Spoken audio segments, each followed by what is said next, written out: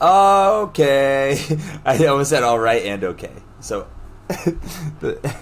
all, Okay. all okay. Okay. Welcome to the Pretty City Podcast. This is Devin Reno. I am a independent wrestler, online physique and performance coach, lover of animals, and movies. Oh, Adventure Time watcher. Yep. I like that. I've been watching You're a that. big Adventure Time guy. Yeah, big Adventure Time guy. And one half of the Pretty City Express. I like how every week there's like a new evolution in the intro. Yeah. Yeah. I like to think I'm a layered person, so I'm trying to figure out how to get those in.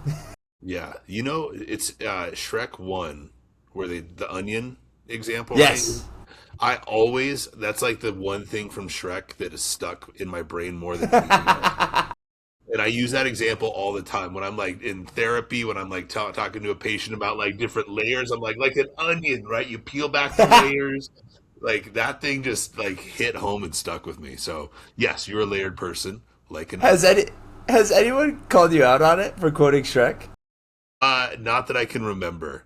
Oh, I think I need to watch Shrek again so I can get the direct quote, and then I'll start like slipping that in to see if anyone. Okay, yeah. But no, but dude, I've been using the onion example forever. I don't know how or why it's stuck. I probably haven't seen Shrek since I was like in middle school, honestly. Oh my god, it's so good. Yeah, it's the best. Like I was obsessed with Shrek. It was great.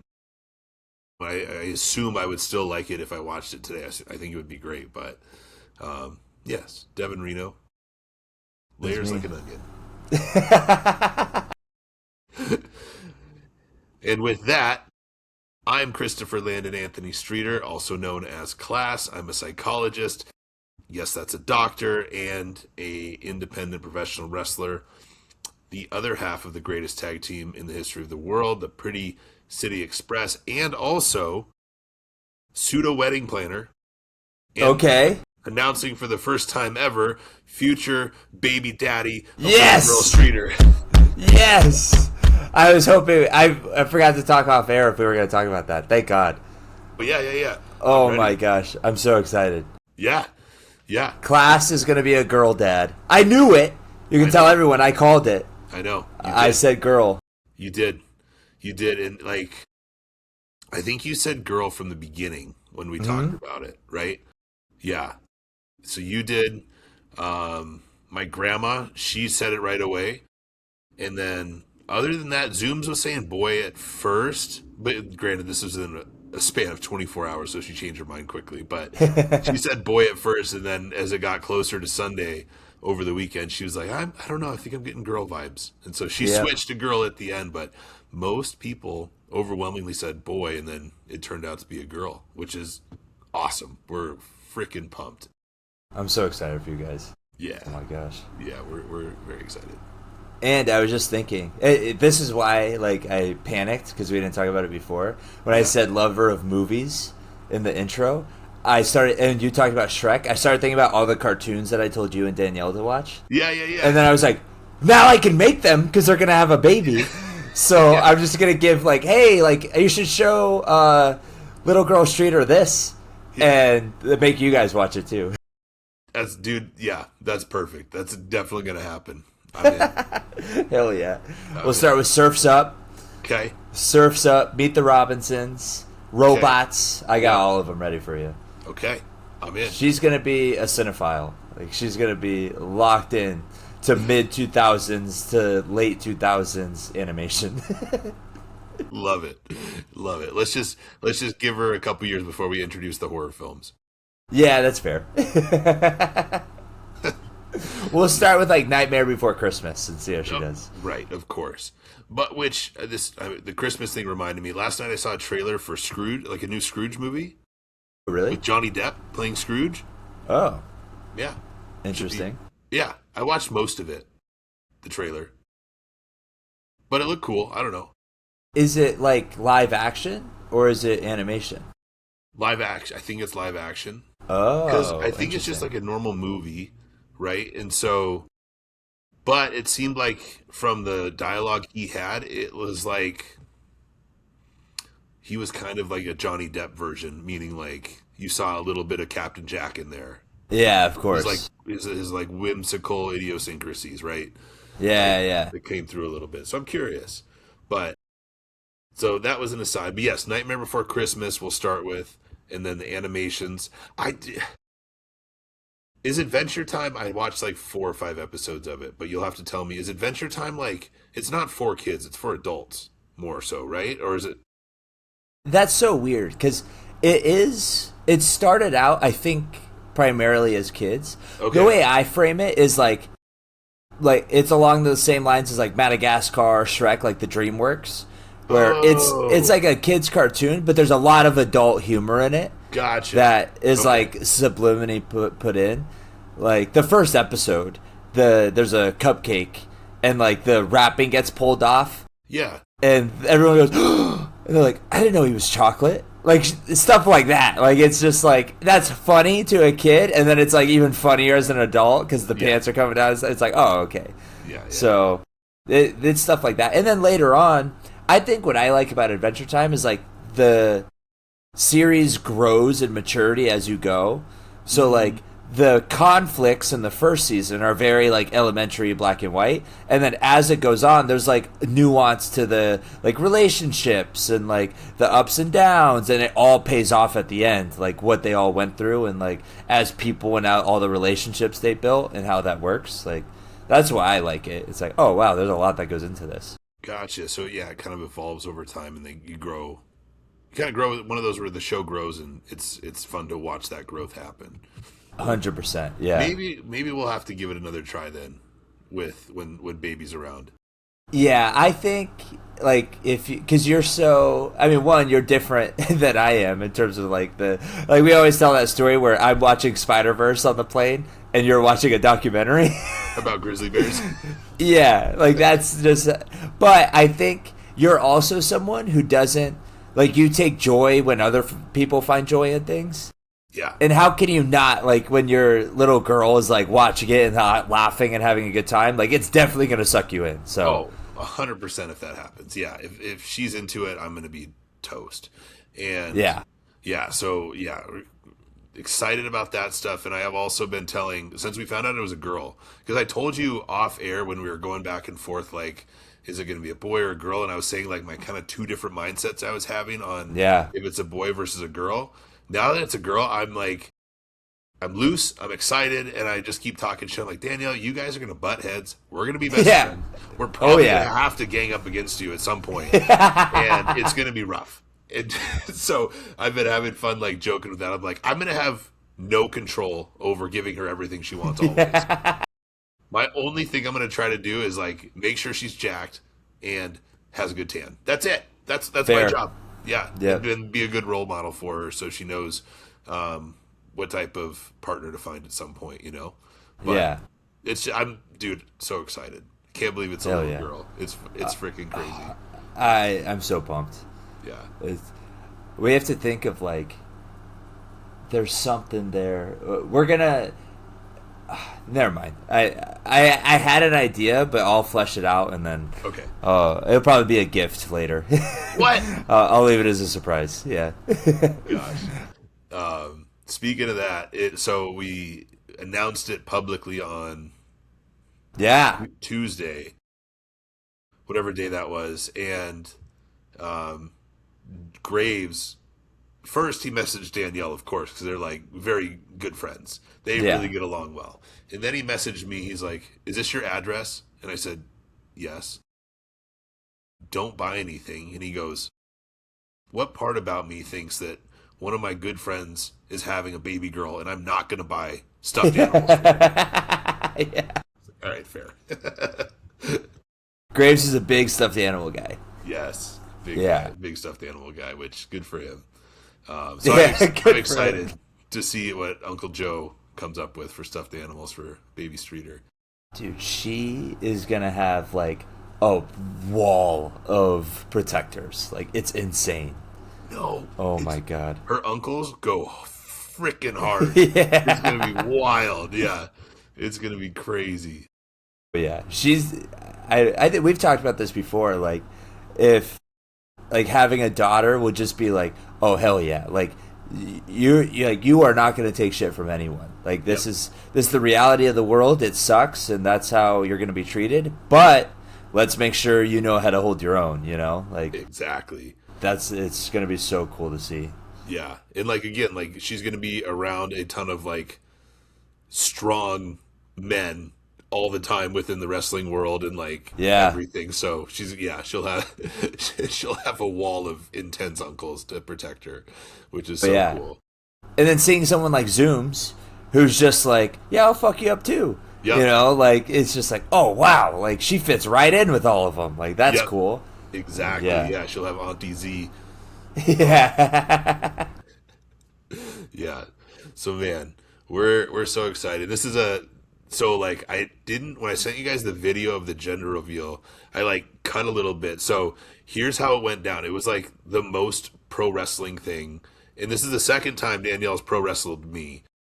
It like around this pregnancy. So like she was like so we had the cake. Her grandma was sitting there, her mom was there, and her brother was there. And so the idea was we each had the wine glass, we were gonna put it in, stare at each other because we didn't want to see, pull it out and look.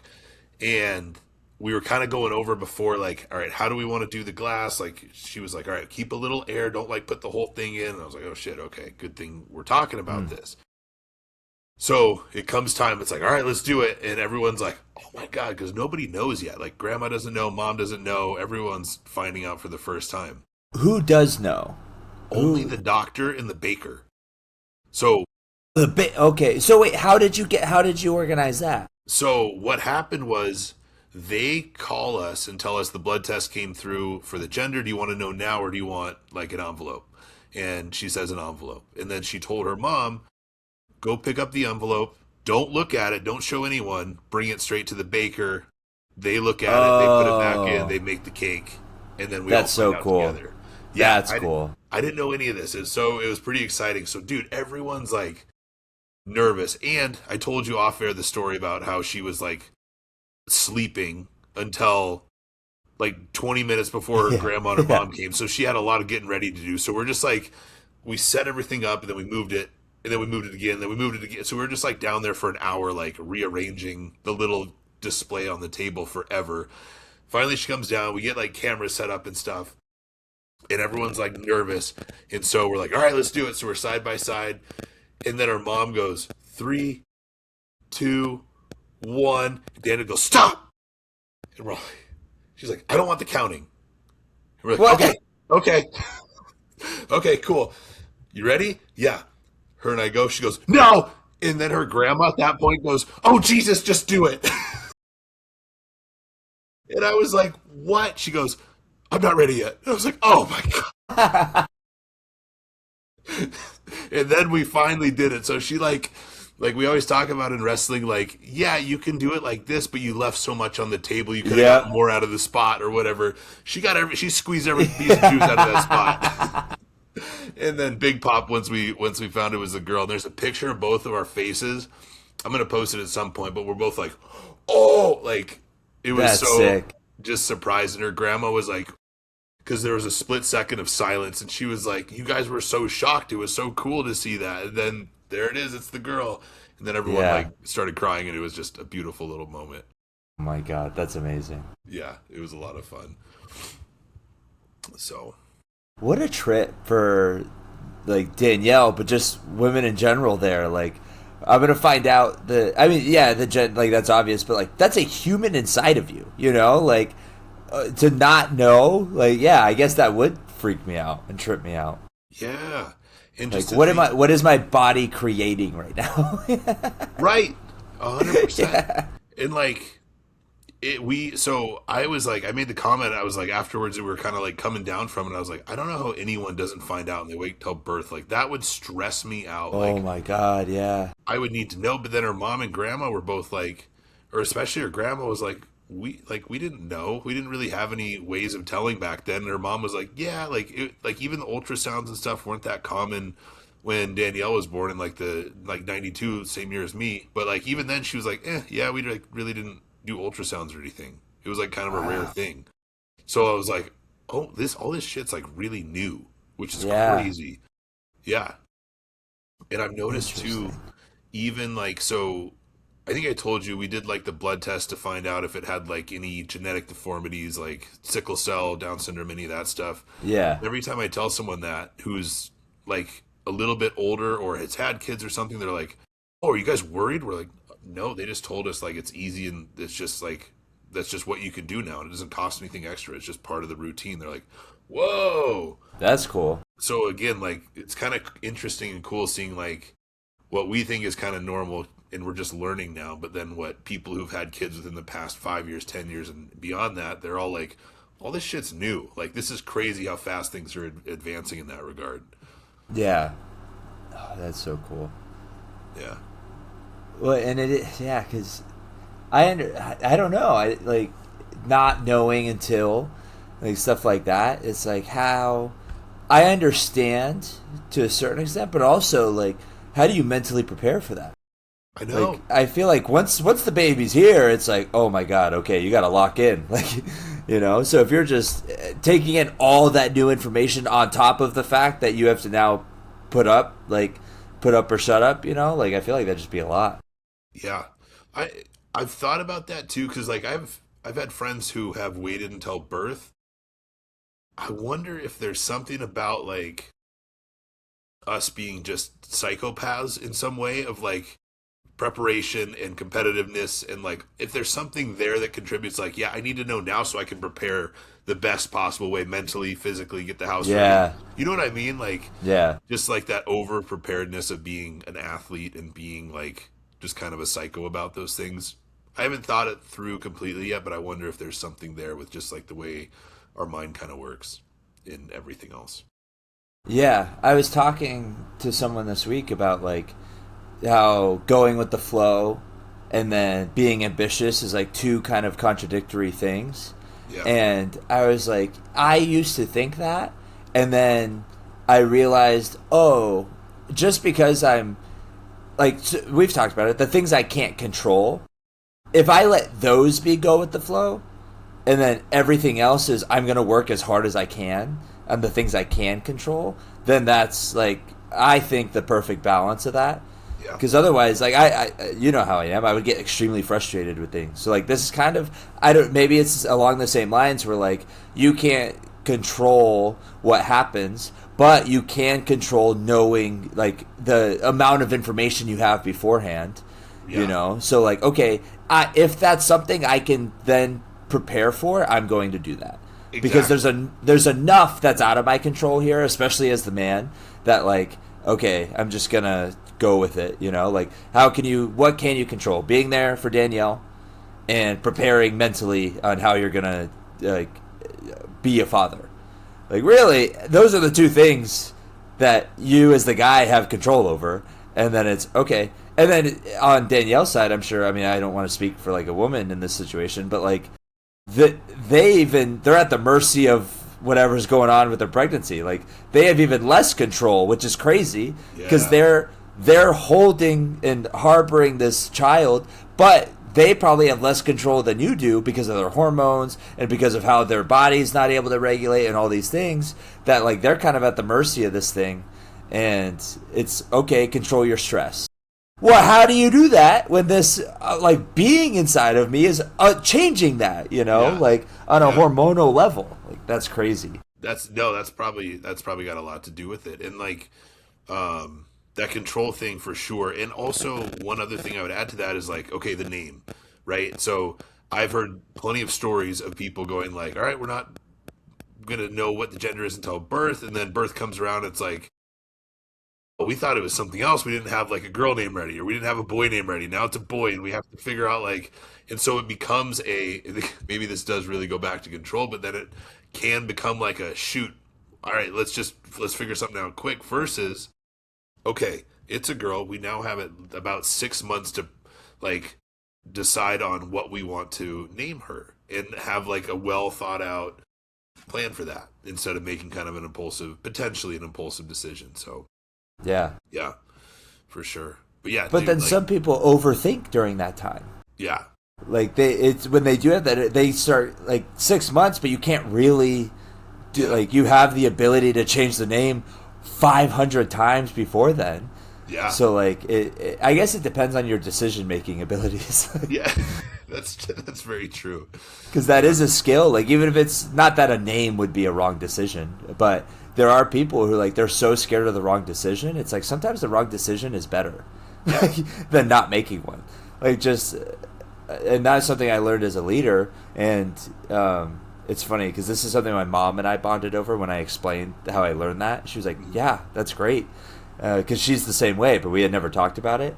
And it's just like I'm 100% gonna just like commit to this, and if it doesn't work, I'm okay with that. Yeah. And so but there are people who are like, well, I don't know, and then it ends up being paralysis by overanalysis. So I can see that side too, where if they have 6 months, they're like, I don't want to know until right before, because then I'm going to go crazy.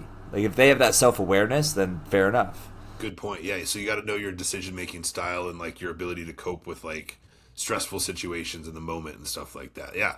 That's true. A great point. Because that's going to, if I'm someone who like freaks out and doesn't make good decisions, then maybe I need to prepare a little bit more. But if I'm also someone who like overthinks, then maybe it's a little more impulse does me good. That's a really good point. Yeah. Well, I'll tell you that we have two names picked out. Both are great, I think. Okay. And we're ready to go with it. Breaking news. Not be sharing here until the baby's born. Fair. Okay. Yeah. I will say that Danielle is almost all Italian, so we're doing Italian names. That's the only hint. Okay. Yeah. I love that. Hell yeah. Yeah, they're very pretty, so I'm excited. But, yeah. To what you said about like her not having a lot of control over like what's going on with her, it's like you nailed it. You hit the nail on the head, man. She's like, I've told you some of these stories, but it's like I feel so sick. I'm so hungry. But if any food in the entire planet gets close to my nose, I'm going to throw up. What are you supposed to do with that? Yeah, for real. Yeah. Oh my god. Yeah, so she's a trooper, man. It was really cool. Last night for the first time she said something to the effect of like this freaking sucks, but I really like being pregnant. Like it's really cool. And I was like, that's so yeah. And I was like, because I've heard that so many times, like gosh, I love being pregnant. I'm kind of like, the people have like almost like a grief response when baby's born or when it's about to be born, because it's like, man, like this just felt so special and magical, just like you're creating a life inside of you. Yeah, you feel like shit 24/7, but like it's for the best, most beautiful reason in the entire world. Yeah. And so I've always heard that, and then to hear her say that for the first time last night, I was like, oh, all right, yeah, let's go. That's so cool. Okay, so it's cool, man. And she's just at the beginning of the second trimester, so she should start feeling more like normal. Everyone says the second trimester is the best one because you have like a glow to you, hormones balance out a little bit, the bloat goes down, and then you start to slowly show over the course of the second trimester, and you feel pretty good for the most part. Nice. Yeah, that'll be good. Yeah. So hopefully it's all good, but unfortunately or fortunately, we'll have like maybe a weekly a baby update on here. So yeah, hell yeah, that should be a segment. Baby updates with class. Yeah, baby Streeter update. Okay, all right, let's work it in. I love it. Yep. But yeah, outside of that, do we want to talk about the shows last weekend? What do you think? Yeah, we can do that. Absolutely. Okay.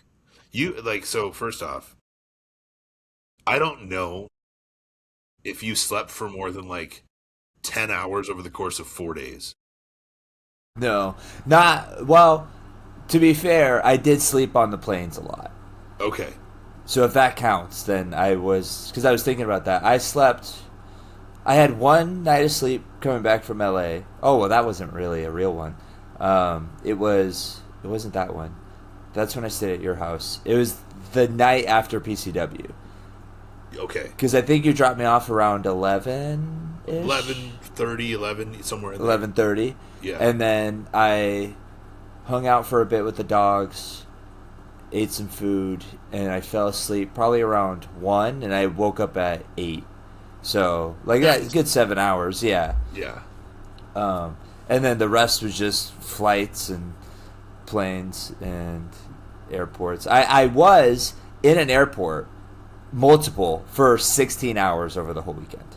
Just airports, due to delays and that emergency landing and all the things. And layovers, like, just, I was in the airport for 16 hours total over 3 days. That was brutal. Jeez. Yeah, not good. And then, like, I didn't have any meals the last day because I was supposed to be in Manchester at like 10 a.m. So I'm thinking, oh, awesome! Like, you know, I'll have like a breakfast, like on the go, like a protein shake and some oatmeal, and then we landed at Charleston, and at 10 a.m. I'm in this random ass airport that I have no idea where we're going, how long we're gonna be, or whatever, and I have no meals on me, and I'm like, oh, this sucks. Oh. Yeah, so crazy travel weekend for sure. Yeah. Yeah. And dude, because you wrestled Thursday, right? Or No, we did the pod. we did the pod on Thursday, but then so wrestle Friday, wrestle Saturday, off Sunday, wrestle Monday in Rhode Island. Rhode Island, yeah.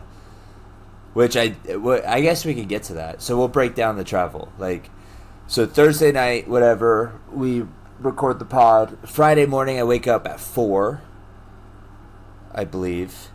Yes, I woke up at 4.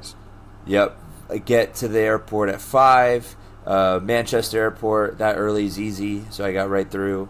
And then flew from Manchester to Chicago. Had 4 hours in Chicago, which I didn't realize. That was annoying. Yeah. 4 hours in Chicago.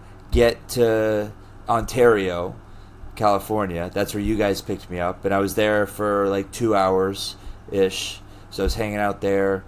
You guys picked me up. We go to Winter Circle, which I guess we'll just go chronological. We could talk about Winter Circle. It was great seeing everyone again. Yeah. Like, that was a lot of fun. Yeah. History in the making. Yours truly, Christopher Landon, Anthony Streeter, CJ Tino, and Jordan Cruz. That's always a blast. Yeah, we have a good time.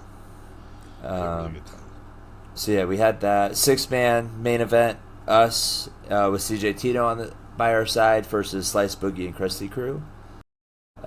Good time. We had talked about it. Like, I was disappointed in myself because I wasn't on my A game. And it was solely because I was so excited to be around people again that, like, I could have, and that's what's frustrating, is I didn't lock into work mode. And, like, that's, like, we talked about afterwards, like, you and Cruz were and CJ, like, you were all so uplifting.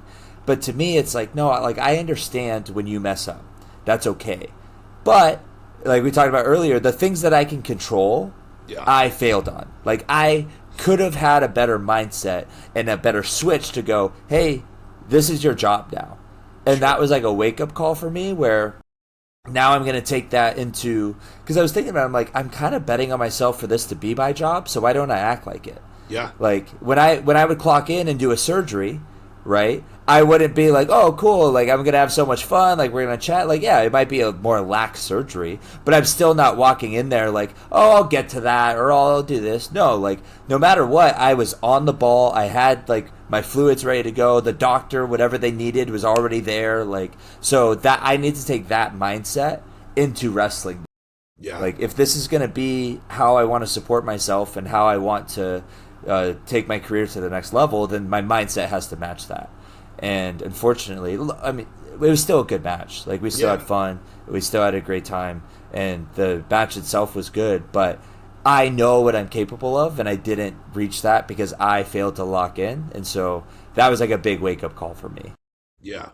Yeah, for sure. But, like, all that's true. And, it, like, I don't remember if we talked about this on air or not, but it's data. It's just, like, cool. That's a data point. Got it. I'm going to make sure and make a change for next time. And it's like, you know, there's successes in everything that doesn't go well. I believe that you can always find a silver lining, and the silver lining is cool. There's my little reminder of, hey, motherfucker, you got to lock in every time, no matter what. Yeah. Got it. I'm on it, and it'll be better next time. So, like, I don't know. Again, the match was great. You did great. It's just a nice data point to go, okay, it'll be even better next time. Yeah. And that's how we get better. Like, you take inventory on, not because so many people, especially in wrestling, they're only worried about the actual physicality of the match. Like, oh, this slipped up, or oh, I forgot this spot, or like, oh, the footwork there was bad. And it's like, well, okay, but what about the crowd? What about the story you're telling? What about the factors you can control? Because, like, things are going to happen in the ring. You know, like, yeah, it gets slipped up. Like, okay, whatever. That doesn't dictate whether it was a good match or not. One slip up, footwork wise, isn't going to affect the crowd unless you let it. So it's just like trying to figure that out and be more mature of a performer, I think.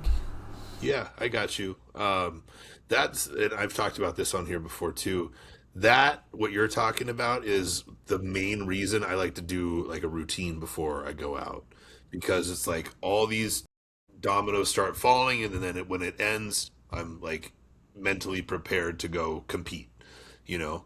Because I thought about, like, and I kind of teach this to patients sometimes too, but I thought about, okay, in all the sports I've played in my life, there's always like a warm up, and like you build up to the competition. So in baseball, right? Like you warm up your arm, you do your stretches, you do your runs, and then you take infield, boom, the game starts. In football, you go out and you do your like high knees, your butt kickers, your warm ups, then you kind of walk through the plays, and then you go back to the locker room, come out, get hyped, and go. Basketball, you have the layup lines. Or wrestling, you do run around the circle, you roll around, you do your like little lines and stuff, boom. So like everything, there's always we're warming up one physically, but it's also, I realize you're warming it up mentally too, to kind of build up to be ready for that. Ultimately to Sure. culminate at the time the bell rings, the time whatever it starts. And so I tried to adopt that in wrestling, and I try to help people with that, like with like going into work and kind of, especially coming down from work, right? So if you're someone who like takes work home, I try to help you create a routine, like a pregame routine to go into work, and then a cool down routine to get out of work, so you can like start training your mind to leave that shit there and just let yourself come down. And so I've adopted that with wrestling, mostly the pre-match routine. I think that's really been helpful in getting my mind right. It's not perfect, it's not every single time, but most times it helps me like get where I need to be in order to be successful. So I know you're not a routine guy. That was more like me getting on a soapbox.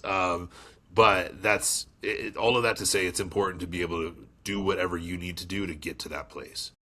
Yeah, and I think I do need to adopt somewhat of a process or routine, because, like yesterday even, I was having a good time, whatever, and then I realized it's half hour before my match, and I'm not even in gear. And I was like, oh, shit. And to be fair, that's because, like, we have later show meetings on Thursdays and stuff. Yeah. So it's very rare for me to be in gear for a show meeting. So I was like, whatever, I'll get dressed after the meeting. And then I realized, oh, I have 30 minutes to prep. And whereas if I'm just ready and I tell myself, okay, like set an alarm for 30 minutes before, now you're going to actually start thinking about the match. Now you're going to start, like, just putting yourself in that mindset. Because then what happened was I get dressed, and by that time it's 5 minutes before I go out, and I go, oh fuck, let me get in the zone really quick. And it's like, that's not how it works. Like, Sure. So, and that was evidenced by like Saturday. So Friday, Winter Circle, we drive all the way back. You were so gracious to let me stay at your place. Always welcome. So stay there. We wake up. We go to the training school. You had even less sleep than I did. Yeah, because you went back to sleep after the pandemonium of the frickin' Yeah. landscape tree people. Yeah. Oh, guys, we slept probably very soundly for like 2 hours, and then at probably 3 hours, and then at 9 o'clock sharp on Saturday morning, someone had the great idea to hire tree landscapers, and they started on the tree right outside of my townhouse's window. Oh my God. That was horrible. It was bad, yeah. Wah, wah, Wait! Oh my Yeah. god, it was terrible. And then like, so I'm awake. And then Danielle's awake. Beautiful, perfect, pregnant Danielle is awake. And so not only am I cranky, I don't have space to be cranky about the landscapers. I have to calm. And guys, she's Italian. She's got a little bit of a temper. My job at that point is on 3 hours of sleep to console this beautiful pregnant lady of mine and make her feel happy and make her laugh. And then she's pissed because you're staying with us and now you're going to be awake and it's a bad hosting experience. Like, it was a whole thing and it went on for 45 minutes, but ultimately you were able to go back to sleep, it sounds like, after that. Oh, yeah. Yeah. If there's anything, it's and I really appreciate Danielle like looking out for me and thinking, like trying to be as much of a good host as you guys are, which you are. Yeah. But for me, it was like, oh, what the hell? And I woke up, I looked at the alarm, and I went, no, I'm good, and I just went back to sleep. I was like, oh, it's only that, whatever. And then I just put the pillow over my head. I'm like, all right, going back. So yeah, we did that. Then we drove to the school. We did promotional filming for our anniversary show, and I like to use that stock footage or so. It's basically promo shots, but video form. I don't know what those would be called. For like the hype videos for the intros. Yeah. So we did that, and then we finally got to the show around 2. This is the first, 2:30. Yeah. It's the first PCW show. I'm not there from start until end. I'm an out of towner now, so that was an interesting experience. It was really cool to see everyone again. I was one of the producers on the Battle Royal, so that was exciting, and like getting everyone on board with that. And then, just seeing everyone, and we were the main event, so there was a lot of pressure. Like the first time, Pretty City Express is in the main event, and something we've been really, really working for.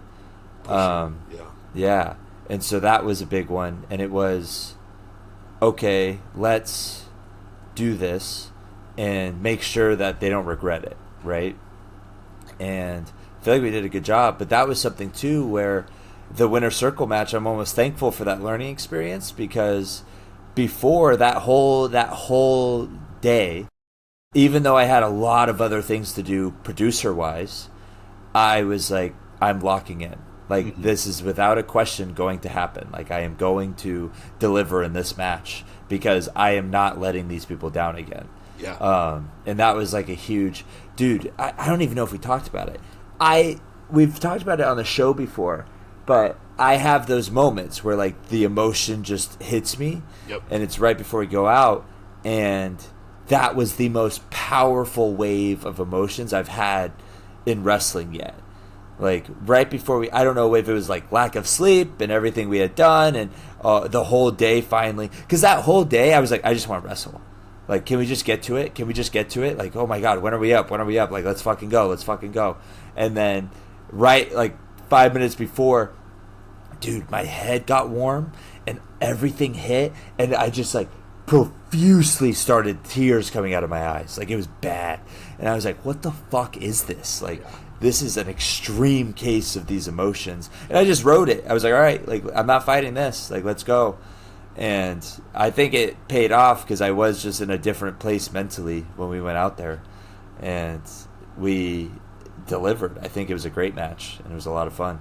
Yeah, people have asked, when people have asked how it's gone, I've said the way it felt, I would certainly put it in our top 3 best matches, and I need to watch it back to see where it's at. But that, like, the way it felt in there, and what I mean by that is like how invested every single person in that arena, auditorium, whatever you want to call it, venue was. Everyone was like on the edge of their seat, and this was a match where, so you as a wrestler, when you're coming up and when you're learning, you always hear about, you have to do this because you want the crowd here. When you do this, you'll hear the crowd coming up with you or doing this. This match was the most profound match where everything, like, I was like right there with the crowd, and all those moments that we are told about when you're training, when you're coming up, they happened like to a T for me. Like, so as someone's climbing up the top rope to go for the finish, crowd thinks it's the finish. crowd, I could hear them with every step getting louder and more excited, louder, more excited, louder, more excited. It was so cool. And I just felt like they were with us from the time that Young Money came out until the time we walked back through the curtain. And it was, from that aspect, I think one of our better matches for sure. Yeah. So my mom recorded it, so I watched her view of it. It was really cool. But for those who didn't see, there was a double pin where he hit his running knee. He landed on me, but my arm landed on him. Both of our shoulders are down, double pin.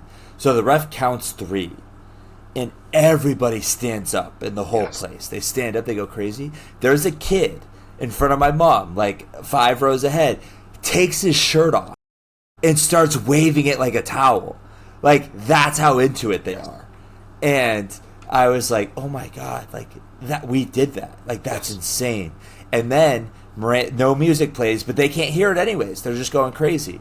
And Miranda, it was so cool watching it back. Miranda goes, "Due to," and the crowd goes, whew. Immediately. They're like, everybody shuts the fuck up because it's not the normal, and you're a winner. It's due to, and they're like, oh. Like, there's such these motherfuckers do this. Yep. Yeah. Yep. And what I literally see that, and she goes, both men's shoulders being on the mat, and this kid who's definitely a wrestling fan to the right literally does this. No. Like, he's just like this. No, no, no. Like, he's begging her not to say it because he knows what's happening. And everyone else is confused around him, and he's like, no, no. Like, he's in on it before everyone. It was so cool. And that was the thing. Like, we did a lot of detail work in that match. Like, and not even for like, oh, this will make it a better match, but stuff we wanted to do, like callbacks to the last match and finishes and the falsie with the exposed turnbuckle. When I take the turnbuckle, I literally hear these two guys on camera go, oh, what happened? And then Jaden hits the German, and one of the guys go, oh, the turnbuckle's exposed. Like, he noticed it and like pointed it out, and I was like, oh, that's cool. Like, yes. Like, they got it. Like, those two, they might have been the only 2 people in that 550 people, but they understood what happened there, you know? Yes. And everyone else was just excited to see Jaden hit a German on me. Yes. But right. It was really, really cool to see, like, even the wrestling fans were in on it, and, like, they enjoyed it. It wasn't like, oh, that sucked. Like, oh, they could have done this, or, oh, 4 out of 5 stars. It was like, no, they were in on it. Like, all right, that's exciting. Yep. And then I know we talked about this after the match a couple of times, but so match ends, announcement happens, we pull you out of the ring, we get our titles, we start making our way back, they talk a little shit, and then here comes director of operations or whatever his role is, Dom Vitale, to like announce the match for September. And this, I thought this was so cool. Like, the crowd was so rowdy, they were so fired up, they were so defeated when Young Money didn't win and we tied. They were hanging on every single word that Dom said, and that was so cool. So from going to that like emotionally charged place into silence in the venue to listen to exactly what Dom was saying for what's going to happen in September, that was a moment like in there I was like, this is crazy. Like, these people are so invested in this storyline between us and Young Money. It's so cool. Like, this is what you live for. And like, again, it just stuck with that theme of everything in the match. Like, you could just feel how emotionally charged everyone was that night. It was so cool. Yeah. This is one of those things where, like, it's a high better than any high. Like, it literally, like, now for September, it's almost like I want to say thank you to everyone for how they reacted and how they're supporting the story. That it's like, all right, like, let's give you something to really go crazy about, you know? Like, okay, you're going to reward us with that kind of reaction. We're going to reward you with 10 times better of a match. Like, it's weird, especially saying this is like a bad guy. And like, for me, my mindset, and not to say this is right, but I tell people, when you go out there, you're the fucking star. Like, those people, you need to, as much as you can appreciate the fans, you don't have to go out there and go, oh, like, please cheer for me. You can go out there and go, you're going to cheer for me. Like, because they're paying to be entertained. And so for me, as somebody with that mindset, it's like, oh, thank you for that reaction. I'm going to give you more now. Like, let's, like, now, as opposed to, like, I'm going in there confident, it's like, I'm going in there confident, but also with this army of people that I know are depending on me to give them a ride. Let's fucking go. Like, let's see what happens, you know? Absolutely. Yeah, it just, man, it makes me so excited for September and just proud of what PCW has become and happy that we've gotten to be a big part of that. It's so cool to watch the evolution of it over the years that is now culminated for us at this point in that match, in that main event on Saturday. It was awesome. And I think the show went really well overall. And the vibes were great all night. And it's just like, it's becoming its own machine, man. And it's just really, really cool. And I can't wait until more people learn about it, because it's going to just continue to take off and ascend in the indies for sure. Yeah. It's, if you have not started watching Phoenix Championship Wrestling, please watch it. And I understand the YouTube isn't up to snuff with other independents. We're working on that. Yes. But that's I think some independents, I'm not going to say all, some worry so much about the internet that they forget, like, the bread and butter of wrestling is the live crowd. And that's why I'm so excited for where PCW is, because the bread and butter, perfect. Like, it's top of the line. Right? 5-star. Like, the crowd is into it. The crowd's not a wrestling crowd. They're just families that want to have fun. They're invested in the stories. That will make for a better online product because of their investment. Yes. Like, you can put all the bells and whistles on your show, but if that crowd is just like sitting on their hands watching a bunch of people do an indie style match and not reacting, that's not going to translate no matter how many cool graphics or transitions and good commentary you have. Like, it just won't.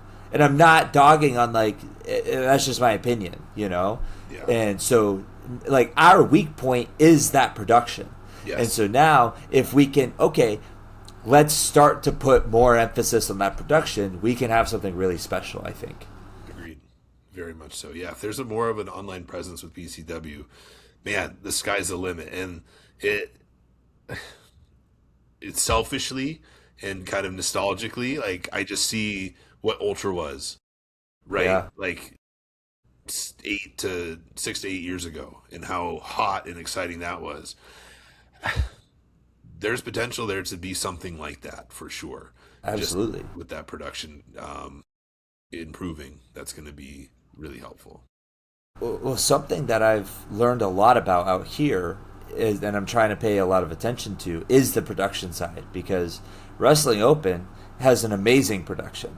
They run weekly, first off, which is crazy. But, like, I can see that on the production side of things. And we've talked about it. I've done commentary for every Thursday show I've been on.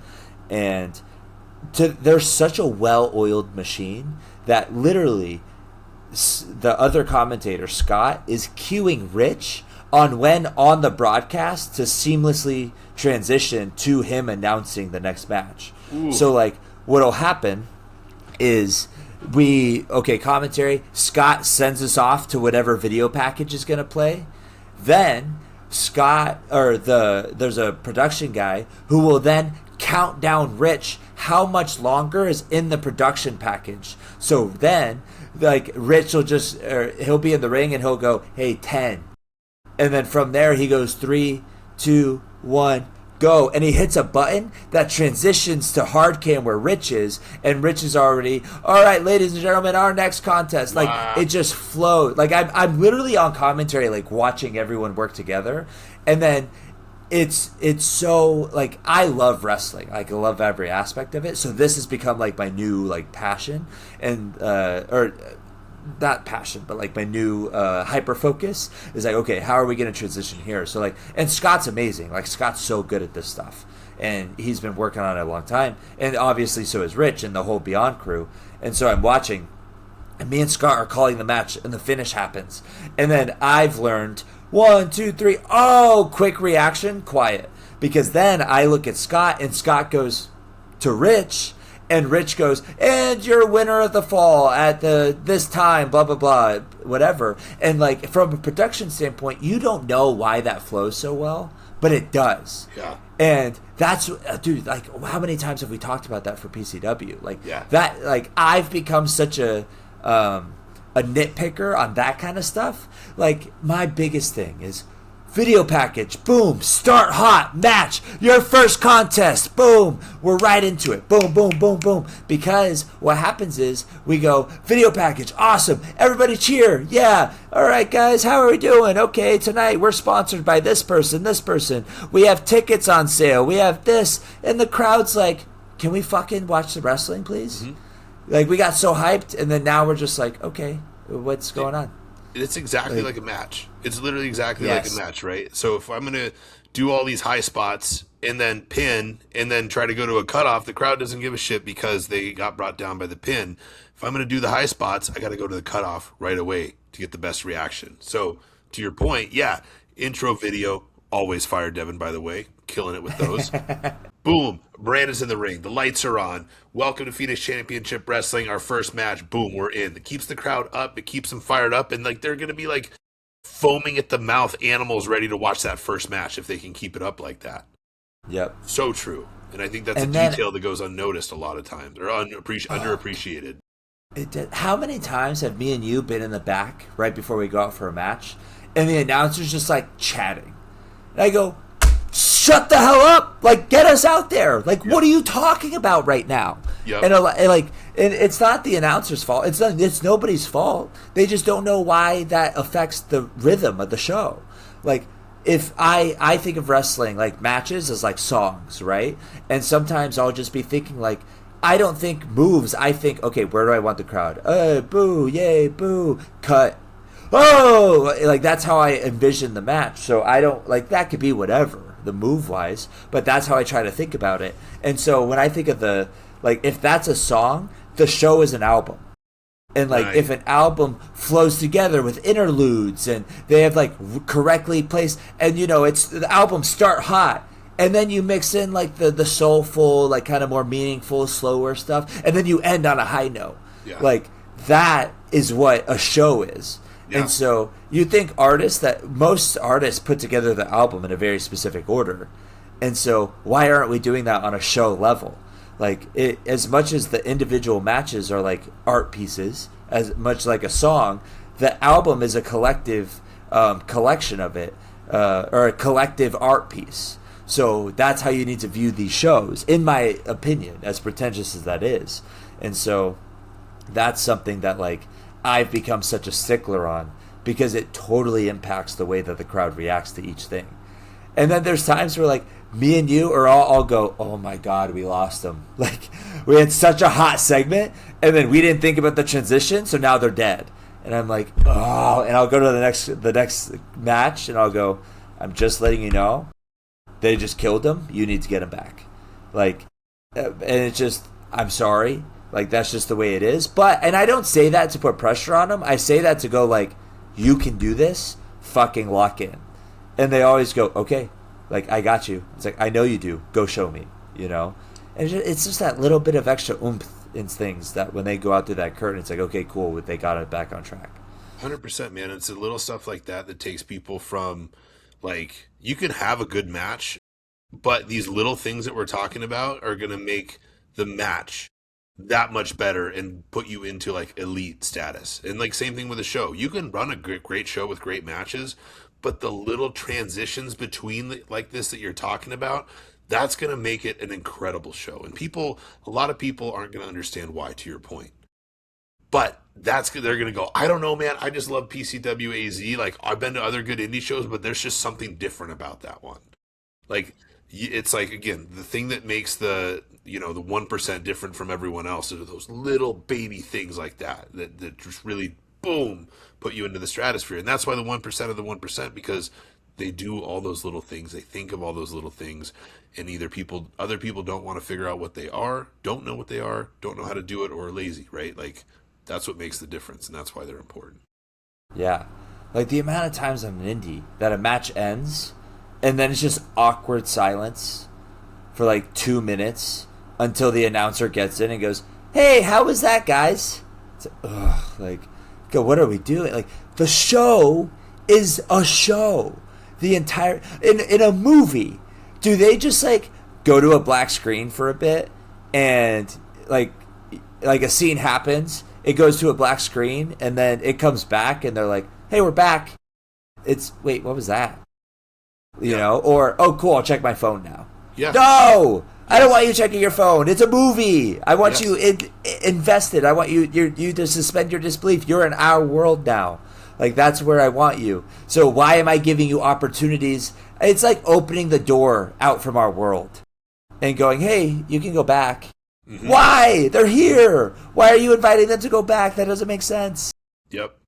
If anyone remembers back in the day when we had to watch TV and there were commercials, do you remember being invested in a show or a movie and then, "Welcome to Wendy's.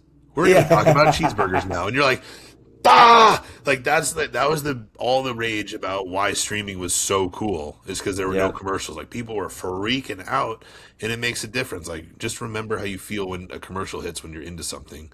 You can't have these long blank silent periods on a wrestling show. It just takes people out of it, and like then you have to get them back. And a lot of times it happens, but like you don't need to do it that way. You can make your life easier by keeping the show flowing well. Especially on an independent level. WWE is the best at this. They're the best at like seamlessly, because they've had 30 years of national primetime television where they're trying to maximize every minute of it. Yeah. Of course they're going to be the best. However, their best isn't from an art form standpoint. So like when people go, "Well, they're not the best because there's all these ads," that's a part of it. Like, that's their business model. That's why I'm saying independent wrestling is even more important, because we're solely the art of it. So like, we don't have, most of the time, you don't have ads to cut to because USA Network or now Netflix says, "Hey, we need an ad break at this time." You don't have that. So the freedom to dictate when your sponsors get told, like there is no time thing. We just happen to go, "Hey, now we're going to talk about the sponsors because that's what we're supposed to do," as opposed to how can we keep their attention, get this sponsor in, and then transition into this next thing so the crowd barely even realize what they saw, and then they just go on. You know, like, you don't have the limitations that a big corporation has, but you're putting them on yourself like you do. Yeah. Why are you doing that? This is art. Do whatever the fuck you want. Make it interesting and decide, "I'm going to try something different today." And if it doesn't work, it doesn't work. But my goal is that when that crowd, and we've talked about it, like eventually, hopefully, I want to run my own thing. The minute they walk through that fucking door with their ticket and it gets scanned in, I want that experience to be different. Yeah. I want them to go, "Oh, wow." Like when you walk into a theme park, you literally walk into a new world. It's wow, like this is awesome. Disneyland, right? There's the Cars land, and there's Avenger stuff. There's the Guardians land. There's Star Wars land now. Like, I'm not thinking about what I have to do outside of it because I'm thinking about how cool it is that I'm on this other planet. Yes. I want that for wrestling shows. Yes. Like, I want these people walking into a movie and going, okay, to the point where like they're sitting down after doors open, what's happening? What music is playing? What talent is at the merch table? What announcements are going on? What video is playing to familiarize them with the product without being too distracting so they can talk to their family and have a good time? Like, that's the ambiance you need to be thinking about, especially at this level. Yep. Because you don't have limitations. Like, so many people are like, "Oh, it's just an indie show." Yeah, that means you can do whatever the fuck you want. That means you can put more effort in. You don't have to go, "Well, we'll just, I don't know, the ads are paying for it, so we'll just get that." Yeah. No, most of the time you're not getting paid through ads. You're getting paid through the tickets. So why are you your revenue is the crowd. So why are you not prioritizing their experience over all else? And I say that as the antithesis of a businessman. If you want to talk about business and talk about all this, great. Where's your revenue coming from? Yeah. Well, how are we going to get them back? make sure that they don't realize 3 hours has passed from the time doors open to the time the show ends with a 2-hour show. What happened for that first hour? I don't know, but it was a good time. That's all I want. How are we not talking about all of those things that go into it? Mm-hmm. Absolutely. My opinion. No, you're right. And like the example that keeps coming to mind of a parallel is the Savannah Bananas, right? Yes. How many other baseball leagues? There's like independent ball. There's all the AA, AAA, single A, rookie. Like there's so many different. There's baseball everywhere. Which I'm a huge mark for baseball, so that doesn't bother me. But there's so much baseball, and it all follows the same mold. The Savannah Bananas like completely epitomized exactly what you're talking about. We're gonna play baseball, but from the second you walk into a game, you're going to be immersed in this banana world, and there's going to be constant distraction, constant entertainment, constant stimulus everywhere you look. Guess what? They're going to be playing baseball, but while they're playing baseball, there's these guys who are going to be dancing on the dugout. There's going to be a person on stilts coming out to pitch. The guys are going to be doing backflips when they're catching the ball. Between innings, there's going to be competitions on the field. There's going to be music playing the whole time. And so, like, man, from the time we walked in to the time we left, we walked out, we were just like, what happened? That was 2.5 hours of, like, nonstop action. Every single minute was maximized. We didn't even see everything that was happening because there's different things happening all over the place. And so they took a game that gets a lot of flack for being long and boring and turned it into a 2-hour absolute like immersive experience. That's exactly it. Blank canvas, do it yourself, figure it out. And the Savannah Bananas are now selling out arenas in the biggest stadiums all over the world. Like they blew up for doing exactly what you're talking about right there. So point is, it freaking works. You just have to be willing to start trying some of these things and, you know, deviate from the mold that WWE sets. Like try some shit. WWE can let you in and let you sit there for however long. Because just the presence of being in the arena and seeing everything is, wow, I'm already, like, I made it. Same with AEW. Yeah. They have such an impressive production that just being in that arena is the same as, wow, like, okay, this is an atmosphere. And, like, the fans start coming in, and they start wooing, and they start chanting, and they start yeeting, whatever they're doing now, you know? Like, they start entertaining themselves. On an independent show, you don't have that luxury of everyone knowing who you are and why they're there and just excited to be there. So it's almost like you're expecting the fan to go, okay, time to lock in and enjoy the show, as opposed to almost like manipulating them into your world by the experience. It's, I'm not going to say, especially if you don't have a video package and you're just like, we're going to play some music and then, hey, here's our first match or welcome to the thing. It's like, okay, that's fine. What else can we do? All right, let's do a video. Okay, what else can we do? Okay, pre-show, but what does that look like? Like just a regular match? Or do we have like a segment? Or do we have a crowd participation thing? And that's, raffle. Oh my God. Okay. Damn raffle. Yeah, like, great. How do we make the raffle a part of an experience? Like, what else are we doing? Like the Savannah Bananas, they have the mascots. How do you do that in pro wrestling? I don't know. And so many people, this is you know this. I hate this phrase. Who cares? I care. Like, who? What? If nobody cares, then why does it matter? Like, people don't know what they care about until you tell them. Especially in entertainment. You know? They're so worried about the nitpicks. They're just like, oh, who cares? Anybody can care. I hate that. Especially like younger talent. If I see them get told like, oh, who cares? Stop. Eliminate that from your vocabulary. Yeah. Because you're allowed to care about whatever you want to care about. I want to care about the in-betweens on shows and how we can make sure the crowd is immersed from the minute they get there. Yeah, it might not be, well, who cares how we announce the sponsor into the next match? I care because that could be 5 seconds that the crowd just starts talking over themselves and you're like, oh, we lost them. Like now it's harder. It's harder for the performer. And it's not boo-hoo. Like, yeah, the performer can do their job and get them back. I understand that. But why? Why are we allowing that to happen? As a fan, they really don't want to be unimmersed. Like you said with the commercials. It's the worst. The worst. You know how much I hate ads? Oh. I'm just like, oh, dude, like, fuck off. Like, yeah. I'll pay for ad free so I can just experience the art the way that the person wanted me to. Yep, for sure. Yeah. I'm not trying to watch a movie and then I get Mr. Clean ads, you know? It reminds me of who I am. Yeah. I just want to watch the goddamn movie. Yes. Yeah, exactly. Speaking of, now I'm pissed because we're talking about ads. I don't know who decided. There's no way you're listening, but I hope this fucking finds you. I don't know who decided to start the trailers at a movie, to dim the lights, to play a trailer, to play 3 or 4 trailers, and then play an Amazon Prime ad. No. And then go to more trailers. That's not how that works. You get the ads. Yeah, I was pissed, bro. You get the ads before the trailers start, okay? You don't get them in between. That's how it works. That's how it's always worked.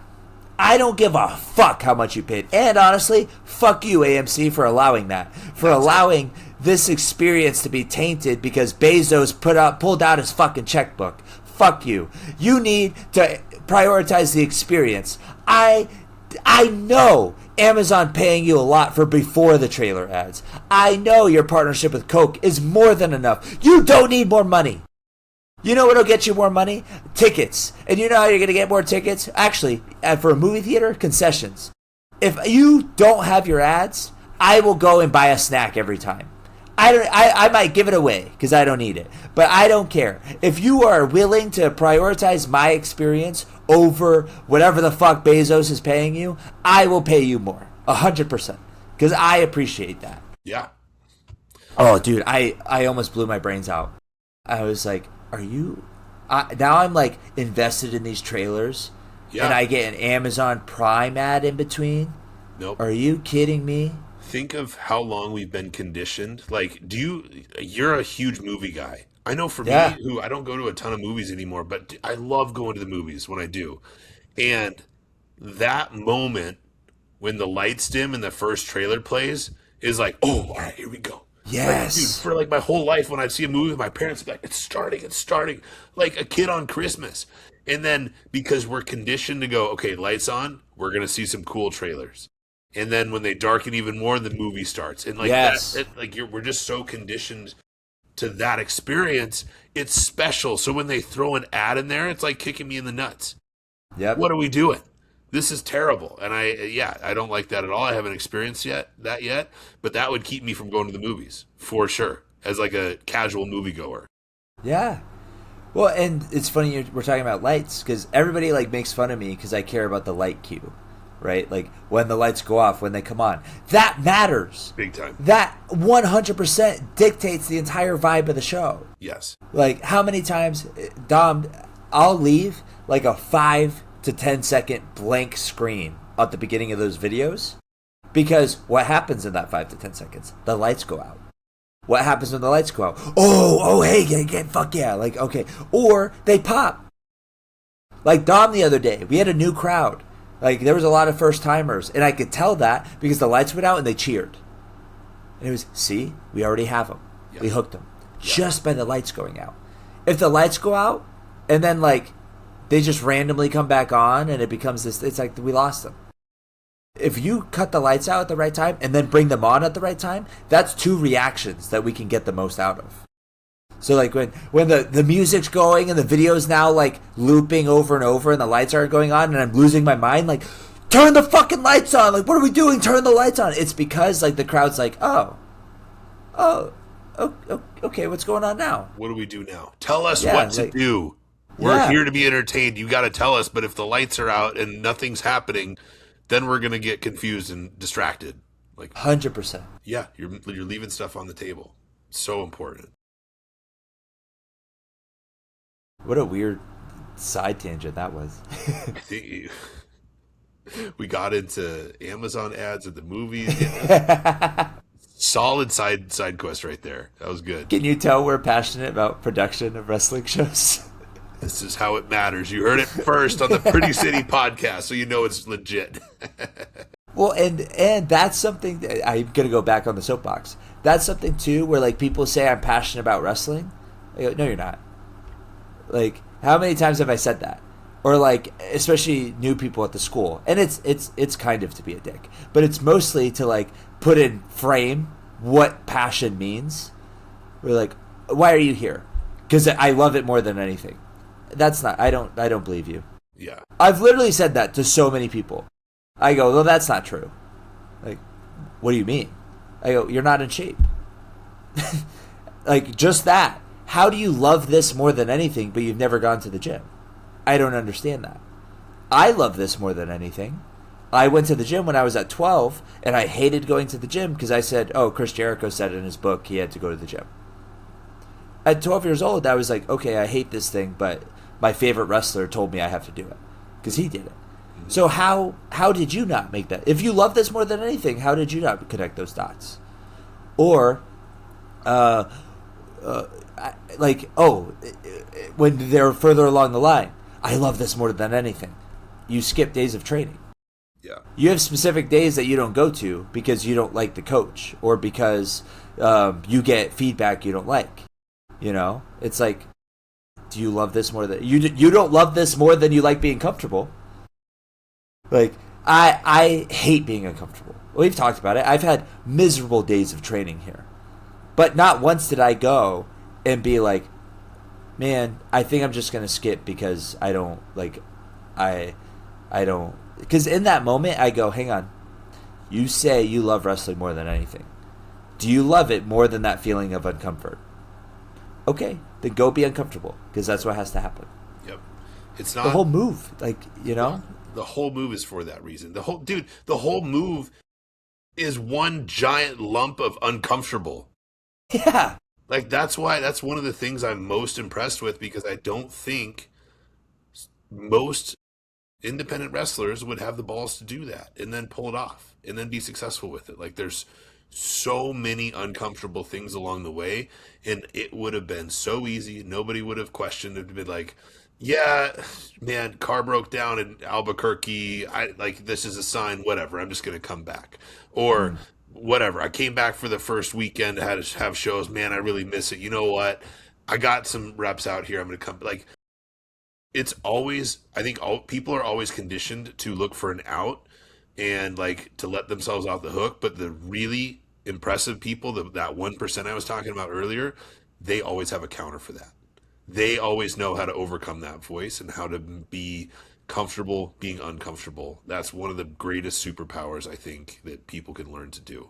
Because it's a loser mindset. If you don't do that, if you don't know how to overcome those unhelpful thoughts, you're just quitting on yourself and you're losing. The people who win, the people who are going to be great, are going to know how to overcome that every single time, which is exactly what you're talking about right now. It's human to have those thoughts, man. I have those thoughts. You have those thoughts. Everyone has those thoughts. It's about, we don't have control over that. It's about, what do I do with these thoughts and how do I control them, and so they don't control me and dictate the decisions I make in my life. This is such like a small scale, I guess, example, but I am terrified of driving in the snow. I have had awful driving in the snow experiences in my past, and to the point where, like, if there was snow on the ground, you would drive. Yeah. Like, I would just be like, hey man, you go with that? You're like, yeah, of course. And now I'm like, oh fuck. Like, I have to drive in the snow. And that's literally been like my number one fear since I decided to move out here. Is I was like, oh no, I don't know how I like that. And then it just went, I love wrestling more than being scared of the snow.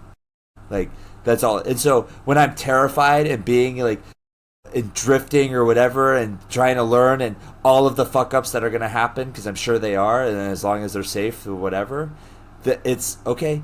I have to remember I like wrestling more than anything, so I'm willing to deal with this.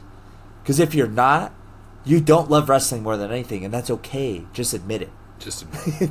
That's my biggest problem. Don't lie to me and say that you love wrestling more than anything when you clearly don't. Just admit it, because you're delusional. Yeah. And I think the thing that bugs me about that, like when kids say I love it more than anything, or like I'm passionate, it's just, to me, that says you haven't really thought much into this. It's a very, very surface level, easy answer that you think people want to hear. Like, you really haven't spent time like digging down, peeling back the layers of the onion, and seeing like what is really driving this need to be a wrestler, and do I really have the quote unquote passion, and what does that look like? Because yeah, most people who say that, not in shape. Most people who say that bump a couple times, roll a couple times, and they go, oh, this really sucks, man. I want to sit out. My head hurts. Yep. You don't have the passion. You don't care because you haven't thought about it in most cases. And that's the part about that that's frustrating to me. It's like, dude, just spend some time and think about what you're really signing up for and what you're really doing. Yeah. There you don't have to love wrestling more than anything. No. Like, I don't know where that got lost in translation, because there are people that say that and I go, you have kids. like, I'll literally be like, well, slow down, you have kids. And they think I'm an asshole, and I go, no, no, no. You should love your kids more than wrestling. Like, and I'm just gonna, and I use that to propose just like hypotheticals, right? Okay, how many wrestlers miss their kids' birthdays? Are you okay with that? And I'll preface it, I go, I'm not trying to be like, you have to miss your kid's birthday if you want to wrestle. You don't have to. That's my point. Yeah. Like, if please, if that's more important to you, do that than the fucking indie show you were gonna do. Like, but that's where you have to draw the realism of it and what actually matters versus what doesn't, or just what matters a little bit more. Like, just because you're willing to miss a show for your kid's birthday doesn't mean you don't want to be a good wrestler. That's insane. This all or nothing mindset. It's like, no. As extremist as I am, I do fall under the all or nothing mindset. I'm also understanding that it's a spectrum. So, like, I've had several talks with people like that where I go, stop putting this pressure on yourself to make this one show just to prove that you love wrestling more than your kid. Because you shouldn't. And, like, that's not how this works. And it's okay that you don't. And if anybody gives you shit for that, tell them to go fuck themselves, and you want to be a good father or mother. Yeah. Do that. Exactly. Like, I would much rather you do, if you're going to be happier doing that, do that. Mm-hmm. And if there are people who they love wrestling more than their kids, okay, as long as you're aware of that. Like, yeah. You know, if I'm not going to judge your priorities, because who am I? I don't care. But, you know, if you are going to say things, I'm going to try to put them in reality check. That's what I try to do. Yeah, 100%. And for me, like, if somebody says like, hey, I'm not going to be at this show, kid's got a birthday, or like it's our anniversary, whatever, like family thing, I'll actually respect you more than if you say like, if you lie to yourself and lie to me and say like, no, I'm going to miss my wife's whatever birth of our child because I have to do this one indie show in Colorado. It's like, I'm not one to put my values on other people, but you sound like a fucking idiot. I'm just like, that's how I would think about it. And Max, especially if they're not good, right? Which is oftentimes the case, unfortunately. Yeah. But Max like gave me a really good perspective on that, and I think I would argue that I have very good insight in like emotional awareness and things like that. And what was it? It was earlier this year. I missed a show for like a very important family event, and I was like beating myself up about this, and I was really torn because there's that mindset where it gets ingrained in you, like if you miss any, like you don't miss anything for wrestling, like wrestling is the most important thing, and that mindset has made me successful in a lot of ways. But Max helped me take a step back and like, dude, you have to go to that. Like, is this indie show gonna get you signed? Is this indie show gonna, like, are they even gonna really notice that you're gone? Not in a bad way, but like the show goes on and they'll be fine. Yeah. Like, yeah, you're right. He's like, you're never gonna. He's like, is it worth potentially messing up or getting in a fight with your girlfriend, or even worse, screwing up the relationship over? Like, what's important to you? And family and like my relationship is very, very high on my value list. And it was like, oh crap, okay, yeah. And then to your credit, very helpful, very supportive, and you said those exact same things to me. You're like, don't worry, bro, I got you. If anyone says fucking shit, I'll bite their head off. I don't give a shit. I was ready. Yeah. So like that's the case, and like, but I wasn't. I think I was very communicative and like, hey, I'm having a tough time with this decision. Here's my two options, and then I ultimately decided to go to the family event. But I wasn't like lying to myself, and I wasn't, trying to gas myself up about like, yeah, I need to go to this, blah, blah, blah. I was being very insightful about the situation, and then I made a decision, and it was okay. Guess what? It was okay. 100%. It was Yeah. totally okay, and and the promotion, they're fine. They were worried about you. Yeah. They were like I was ready to put people in their place. I was who I dare someone to say something, Yeah. and it was just like, hey, is everything okay with him? I go, yeah, it's just an unfortunate scenario, and I think he'll make it through, shit like that. But I was like, oh, and I even texted you. I think I was like, dude, everyone just wants to make sure you're okay. Yeah, which is so cool. And yeah, that was really cool to see, and that put me at ease too, because I felt guilty about doing that, and but I had to make that tough decision. And there wasn't a wrong decision. There's a wrong decision for me, but I always tell people, if you're in that situation, no wrong decision. You just have to decide what's more valuable and what's more important, and then go and then Yeah. accept the consequences, whatever that is. And that switches off, like you talked about. It's an independent show. And I think even Danielle had said something like, if it was Raw, and you were signed and making a life changing amount of money that was supporting the family, it's a little different. Then it becomes a much more nuanced, okay, well, what does this actually look like? What are the possibilities? When do I just have to go, fuck, okay, I'm going to miss this, and there are times for that too, where if you're in a relationship, you have that talk with your partner and you go, hey, here's the deal, here's the stakes, what do we think about this? Exactly. And you do have to make that decision of, okay, this is what's changing my family's life. I kind of have to prioritize this right now and be the villain to my family, maybe. Mm-hmm. That was a big thing when my grandpa passed. We had talked about, where on the last thing coherently that he said to me was, I wish I saw you more. Yeah. And I remember I felt like such a loser because I had nothing to show for it by the time he passed. From a scale that he would appreciate. Right. I wasn't signed. I wasn't making a life-changing amount of money. I didn't have any of the level of fame that he would go, oh, he made it. And he passed without seeing that. And that's what he thought. And I remember at that moment I go, oh, I have to make it now. Not in terms of, and making it is whatever I determine it to be, right? Determine it to be. But it was where I go, oh, if I'm going to go through this with several different family members, I better make sure it's worth it. Because imagine if you go through that over, and I've told people this too. I go, how many times have your wife or your husband or your kid has been like, hey, I wish you were here instead of wrestling. And in 3 years, you're doing the same shitty indie shows instead of being there for them. Maybe we should reevaluate. Maybe we need to talk about what's going on there. Yep. Because at this point, I've missed enough that it needs to pay off. Yes. And if it doesn't pay off, I have to accept the consequences that okay, I missed all that and I took a swing and I missed, and all right, however, and I know my family and I know they'll be forgiving and everything, but it's still living with that guilt. And so it becomes, okay, I'm going to make it worth it, not just for me, but for them too. Because if you do make it, it's a lot easier for your family to be like, man, I understand. Yeah. You Absolutely. know? So, and I'll tell the kids at the school that too, back in Arizona, how are you not working as hard as you can especially if you have kids? If you're here for 6 hours a week, which is nothing, by the way. Right. The fact that you struggle to make 2-3 hour sessions is crazy. But if you're here, taking time away from them, and you're not progressing, why are you here?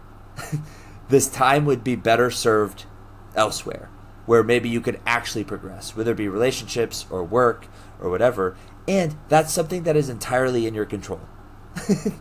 I'm not going to dog on anyone for circumstances out of their control, but you are choosing to be here, and yet you are failing to work outside of there and failing to improve. At some point, take some self-accountability and say, okay, maybe this isn't for me.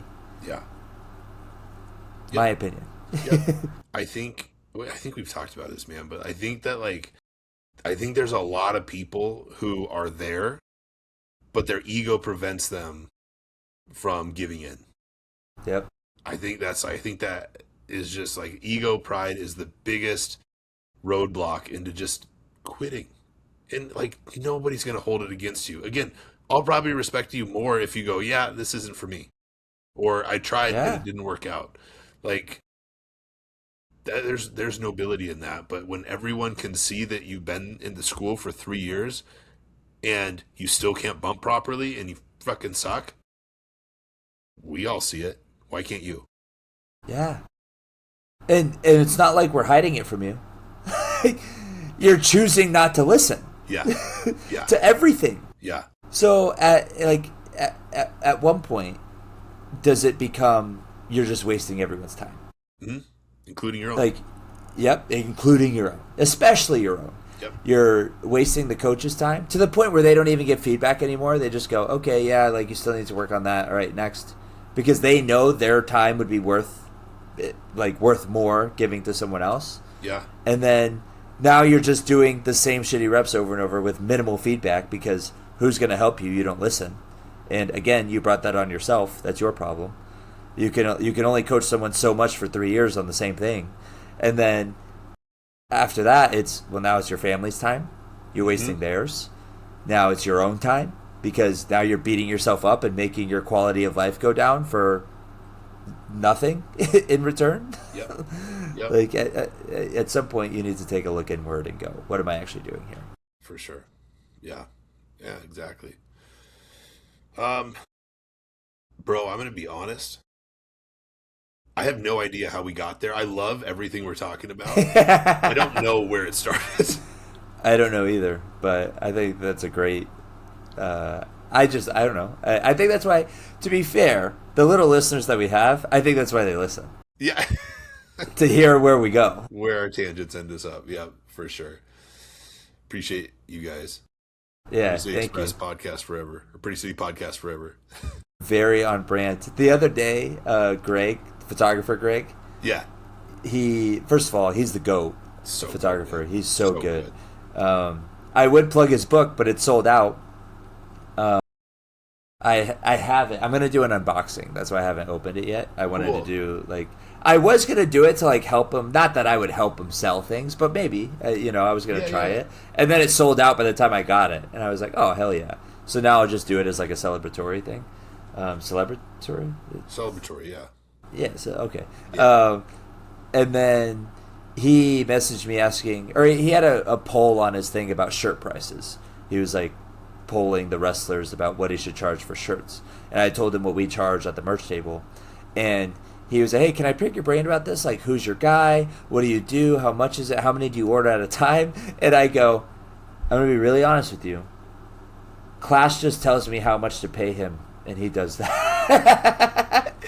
And he just responded with, very on brand. I was like, I go, I'm sorry, dude. Like, class 100% has this guy, and he figures it out, and he just goes, hey, man, I got shirts, here it is. And I go, okay. And then I sell him, whatever. Yeah, that's it. Yep. I mean, we have our strengths. I do that. Yeah. You do all the IT stuff. It works. It does work. That's a tag team, baby. That's right. All day. That's cool. Good for Greg. He's awesome, man. It's the best. His photos are a huge part of the PCW brand and like what I look forward to after every single show. Like they're always great. He's so good at capturing he's capturing moments. And there's a reason for that. There's two reasons that I'm thinking of. Number one, he's really good at what he does, but number two, he puts in extra effort to be around the ring before the show and asks the boys where he needs to be. I can't tell you how much I appreciate that. Like, hey guys, what do you need from me? What a professional. And that's why his photos stand out, and that's why he's such a big part of the PCW brand, is because those moments that he captures are freaking iconic every single show. Yep. So good. He's one of my favorites to talk to because the principles of art and storytelling are the same, but the medium of which we tell the story is different. So I've told him that before. You're an artist, and as pretentious as this is, I think I'm an artist. Yeah. And through wrestling. And so I'll tell him, here's the story I'm trying to tell. I don't know how to tell that same story through that lens. That's what you're good at. So I'll just tell him what I'm trying to get across and the feeling that I want from it, and he'll go, okay. And I'll even say, I think that's somewhere here, because this is where we're going to end up positioning wise. And he'll go, awesome, cool. This is how I see it. And I go, great. We're on the same page. But like I don't do photography. I'm not a good photographer. So who am I to be like, I need you here? Yeah, right. It's this is what's going to happen. This is the story in which I'm trying to get to. How do you see that? And it becomes a more collaborative effort, which I really love. And so I think he's someone like just that. The medium at which you tell the story through is different, and you need to rely on that other person who's trusted to do it through their medium. Yeah, exactly. Like that's just it's just artistic collaboration, right? Like think of it as like when different musicians and artists work together, right? Yeah. There maybe like a lot of times you'll see, especially lately, you'll see like, I don't know, what's coming, like a country artist with an EDM DJ, or like Skylar Grey doing something with someone you wouldn't expect. Like they're two different mediums. They still are in music. They're still artists, but then you put them together and it can just be exponentially more beautiful in a lot of ways. I'm learning to appreciate that about art, in like what you said, right? Different mediums to both create the same thing, which is art. And wrestling has taught me to start appreciating and even noticing those things, which is really, really cool.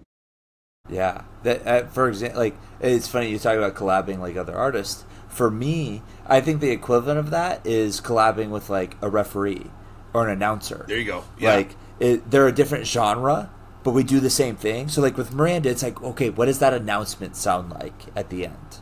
Because that's just as important to our art piece as our match. Yes. Because that's technically the finish of the match, especially with a double pin. Yep. So like, what's the verbiage here? How do we get this emotion across? And Yep. she is awesome, so she was able to do it. And it's the same, and Dom helped with that too. Like it was a collaborative effort of how do we want this to come off? And then and that's part of the in-between stuff that we were talking about earlier. If we were to just have the match and go, okay, yeah, then they'll announce that. It's like, no. What is the announcement? Because I need to know how that feels. I need to make sure that's right. And yesterday with the ref, I wanted to use the ref as a part of the story. And so at some point, he asked me a question. He's a newer ref, Tiger. Tiger's awesome. He's really, really good. I really enjoy working with Tiger. And he asked me a question like, hey, afterwards, where do you see me? And I was kind of looking at him and I go, oh, well, I guess. And I told him, I go, Scott, on Monday, we had a similar thing. This is what he did. I went, let's talk to Scott about how he would handle that. Sure. Because I don't know from a ref's perspective, especially an experienced ref like Scott, how this would play out. So we need to consult him to get his perspective on it, his lens on wrestling, and then use that. Because like I can tell him, but if Scott comes up to him afterwards to give some feedback, it's like, oh, I listened to Devin. And it's like, well, why'd you listen to a wrestler when you're a ref? And most of the time you should, but that's part of being collaborative. Yes. Like I don't want to just tell, especially when we work someone like Cody or Alex, and we go, okay, here's what we're trying to get across. It's not how, like, I need you here. It's how do you see yourself acting in this scenario, and then how can we collaboratively tell this story that we're trying to get to? Exactly.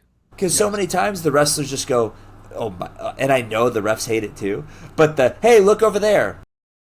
Yeah. So and the ref looks, and it's like, come on, man. Like, as a wrestler, be better. Mm-hmm. Collaborate. They are also in the match. This is a story we are telling. And for you, and for you to just go, we'll use that character when we need to, but like kind of just make them feel dumb. You're ruining their credibility, and they're the most credible out of all of us. So if like for you as a wrestler, I challenge you to start collaborating with referees, experienced referees, because there's a lot of referees who are students and they just go, yeah. And also that's part of knowing who you're working with. It's, okay, who's our ref? Okay, let's challenge them in this way. Or it's, oh wow, they're very nervous and they're very new. Let's just make sure it's as easy as possible for them and kind of coach them where we can. And then afterwards, talk to an experienced ref and go, hey, how do you see this happening? You know? Absolutely. Yeah. Yeah. Are we? We're an hour and a half in. Do you want to do class center? What do you think? Do you, all right. So we've been doing the class center and the Reno's House of Horrors. Yeah. Do we want to like call it, or do we want to and do those two segments at a different date? What are you thinking? I think. I mean, I just have the Batman, which isn't going to be like I'm not going to go in depth into like break it down because you've seen it, Yeah. so we can just talk about it. Like we don't have to like break down the whole movie. Okay. Yeah, let's knock it out real quick. We got time. Oh yeah. We'll do, yeah, I'll do the class center and then we'll talk about Batman. So, okay. This I'm very excited to talk about this segment because Okay. on this podcast, I have, for the last 3 months, I have told you repeatedly how horrible the Red Sox are. And it just breaks my heart. Oh, Yeah. I actually know this thing. Yeah. They were talking about it at Nepwa the other day. Of course, yeah. So, quick history the past like year of the Red Sox. So, the Red Sox have this player, Rafael Devers. He came up and won a World Series with them in 2018. He's been one of the best hitters in the league since then. Third baseman, okay at defense, not great, but hitter, next level. Last year, they bring in Alex Bregman, who is a third baseman. They tell Rafael Devers, yeah, don't worry about it. You're going to be fine. We'll put him at second base. No worries. Because Devers was like, man, that's my position. What the hell? I've been your guy for the last 8 years. Like, what are we doing? Alex Bregman comes and goes, just kidding, Rafael. You're going to DH. Don't even worry about picking up a glove. We don't need you. Just worry about hitting. Okay. First baseman gets hurt. They go, we actually need you to play first. And he goes, no. He goes, no, screw you. I'm not playing first. I'm a DH. You told me I'm a DH. Screw you. And then there was back and forth with the ownership and him and this and that. Moral of the story is middle of the season after they swept the Yankees, which in baseball in the Red Sox Hell is yeah. a huge deal. He gets traded.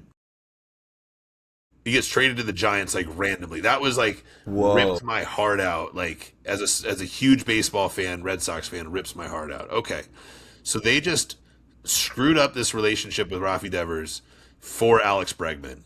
Okay, whatever. Year ends. Alex Bregman opts out of his contract. Don't worry, they're going to sign him back. It's all going to be great.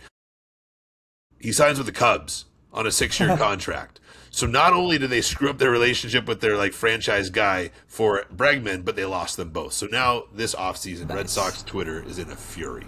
And, and I'm there for every second of it. And so there's a lot of heat on the general manager, the guy that makes the trades. He's too analytical. He's weird. He's not good at communicating with other people. He doesn't understand it from like a boy's perspective. He's all numbers, whatever.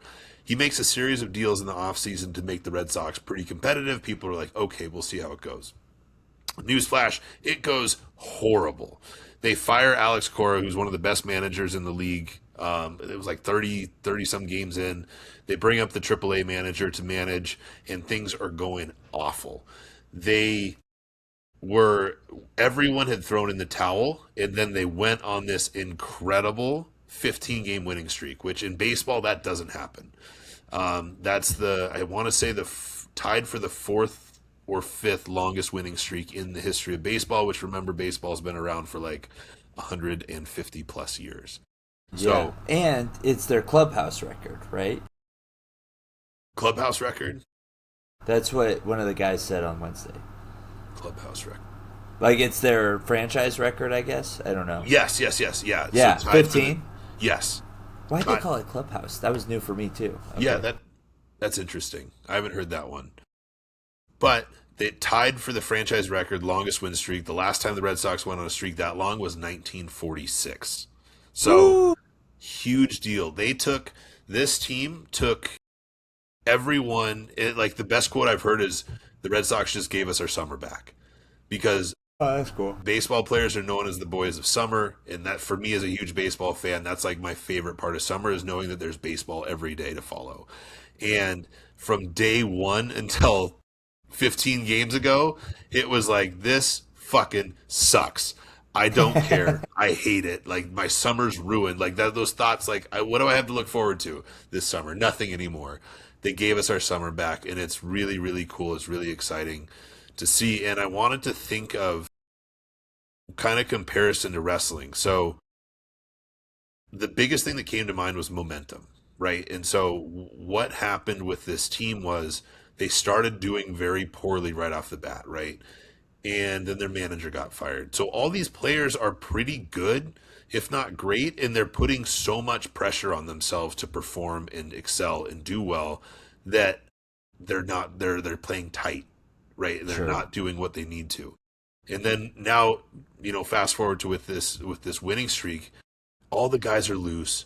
They're having fun. Like the vibes at Fenway and the vibes, even watching on TV, it's so fun. Like they have this thing where now the crowd in like the eighth inning, ninth inning, everyone's taking their shirts off and like swinging them. Nice. It's just like it's a party there, which is how it should be. And so they're loose, they're having fun, and it made me think of like in wrestling. We've talked about this a little bit before, but it's kind of like if we put too much pressure on ourselves to have an absolute perfect match, then we're going to be tight. We're going to be in our heads, and we're not going to be as in a good headspace to have a good game.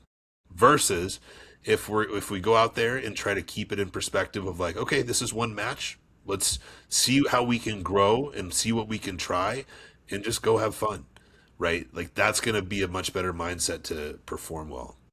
Yeah. And so like it's very cool to see these guys doing that, and it makes as a fan it's been so fun. um so yeah, I think that that motivation and the momentum thing, especially the momentum thing, has been really cool to see. And like they're just rolling. They just lost their game on Wednesday evening, the first one, so Yeah. they were 1-15. But and like guys are leaders are stepping up, pitchers are pitching out of their minds. The manager hardly has to do anything. He was going to go have a talk with them about like, all right, guys, we lost, but it's all right. Two of the guys from the team were already having that conversation, Nice. and it's so cool. And I love the mindset too. This is another thing that I think is relevant to wrestling. All the guys during this winning streak, like the media would ask them about it, right? Like, yeah, it's really cool. We're focused on tomorrow.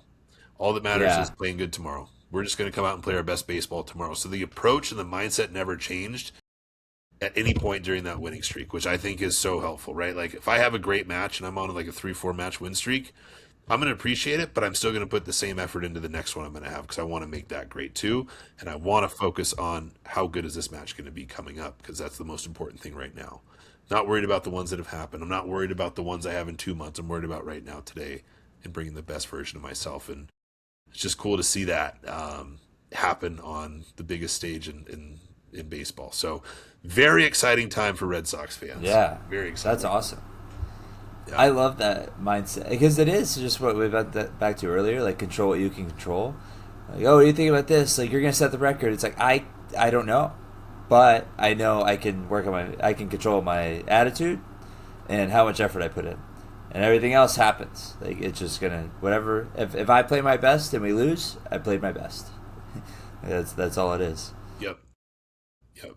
And it's cool. There Like, was, oh, go ahead. Go ahead. no, you go first because mine's different. Okay. I was gonna say it also. So they've been trying a lot of different things during this winning streak, like small ball. So in baseball, small ball is like stealing bases, bunting, doing sacrifices, stuff like that, Okay. right? And so the Red Sox have not been known for doing that, and so the manager they have now is doing a lot more than Alex Cora would do. So like it's like, okay, if we get a runner on first with one or no outs or one out, cool. We're going to bunt him to second base because in second base now they're in scoring position. Therefore, if we hit a single, they can score, we get a run. And so they've just completely adopted that brand of baseball. And it's like reminded me of our mindset going into a lot of matches being, I don't know if this is going to work so well, but let's try it and see what happens. And Yeah. more times than not, it works. And so what happens a lot of times with small ball is you put the defense in a pressure situation, which makes it more likely they're going to make a mistake. So, okay, Sure. if I have a runner on second with no outs, I'm bunting down the third baseline and I lay down a good bunt. Now the guy's running to third, I'm running to first, but the third baseman is charging and they have to make a great play to get me out. And so more times than you'd think, they like airmail the throw to first. Cool. Now the run scores. Now I have another guy on second base with no outs. They're trying all these little things, and because Yeah. they're being more aggressive in trying things, things are working out, and it's just like compounding on itself now. Which with like us, when we got into that mindset of wanting to just keep trying things, then I felt like that's one of the reasons that we started to really elevate as a tag team, because we found Yeah. out like this is working, this is working, this is working. Sick. Now we have this toolbox of all these things we can try that we know work, and we're confident in that. So there's another Yeah. parallel I really like too. Yeah, that's and that confidence that comes with it. Like, I don't know if this is gonna work, but it's gonna work because like we're doing it. And then it doesn't. You're like, oh, but that's very rare. Once you get in that momentum, like things start to hit and hit and hit. So that's cool. There was a bodybuilder that I saw. I forgot his name. There's a big pro show coming up, and Nick Walker's gonna be on it. And they were asking him about Nick, and it was one of the most interesting interviews I've seen. It was just a reel on Instagram, but he was like, look, I know I'm going to come in tight. I'm going to have my details popping. I'm going to be conditioned. I'm ready to go. And I know because I can control those things, I'm going to nail them. And he said, if Nick comes in off, I win. If Nick comes in on, I'm going to take second. And it was like the first time I had ever heard that. And he was like, I'm a realist. He goes, when he is on his game, it's very hard to beat him. He goes, and I'm not at that level yet. He goes, I'm going to get there, but I'm not there yet. So my chance to win is if he comes in off, I'm not going to worry about that. I've accepted. I have no control over that. If he comes in and he's on point, okay, I'll go. Like, I'm going to take second. Yeah. And that's okay. And like making peace with that and just being like, I know, like, I'm going to be in control of what I can. And then, and not even like, I hope this guy messes up. He was just like, that's just the reality of it. That's what's going to happen. I can't change how his prep is going. So I'm just going to focus on my thing and accept that, yeah, if he's on, like, it's going to be a rough one. Yeah. And I thought that was so refreshing. I was like, oh, wow. Like, that's, like, I'm a fan of that guy now. I'm going to go back and look just so I can follow him. Yeah. Because what a mindset where he's like, yeah, I know where I'm at in this game, and right now he's kind of one of the top dogs, and it just happens to be that he has troubles being on sometimes, and if he is great, I'll take it, but if not, I understand, and like I'm ready to keep working. Yeah. Like, wow, like that's super cool. But either way, he's like confident and proud of the work he's put in. Yeah. He's like, hopefully I catch him on an off day, but if not, like, not much I can do about it. I just know that I'm coming in as locked in as humanly possible, and I'm going to give my best and do the work to support that. Yeah. That's a cool mindset. I like that a lot. It was like a really cool mix of confidence and humility. Yeah. Like, not once was he just like, I don't know. He was just like, no, like, this is one or two things is going to happen. Yeah. Like, that's it. Yeah. That's such a logical, reality-based approach that I was like, oh, hell yeah, dude. Like, good for you. That's awesome. Yeah. So, go Red Sox. Hell yeah. Sox. It's Seabass was telling me about it at training. He was like, oh, like, the Red Sox, they might lose this one. And I go, oh. I go, are they're pretty bad this year, right? He's like, actually, we're on, like, a record-setting streak. And I was like, what? Yeah. Like, last time I heard they were bad. It was just funny that now I'm out here and I'm still so out of the loop on things. That's all right. Don't worry. The class center is always going to have some feature on the Red Sox. We'll keep you in the loop. Yeah. Thank you. Yeah. Yeah, go Sox. Go Sox. House of Horrors. Let's do it. I guess this technically counts because Batman has horror elements. Yeah, I mean, I'll believe you. I don't know what the horror elements might be. Not because of the movie, but like what would qualify as a horror element in any movie. That's fair. So I'm going to trust you on that, yeah. Well, so for anyone wondering, we're referring to the Robert Pattinson Batman. I forgot who it was directed by, so I apologize. But did it come out 3 years ago? I want to say closer to 4. Like 2020? 22. Like, it was post-pandemic, right? Yeah, I want to say like 2022 ish. Okay.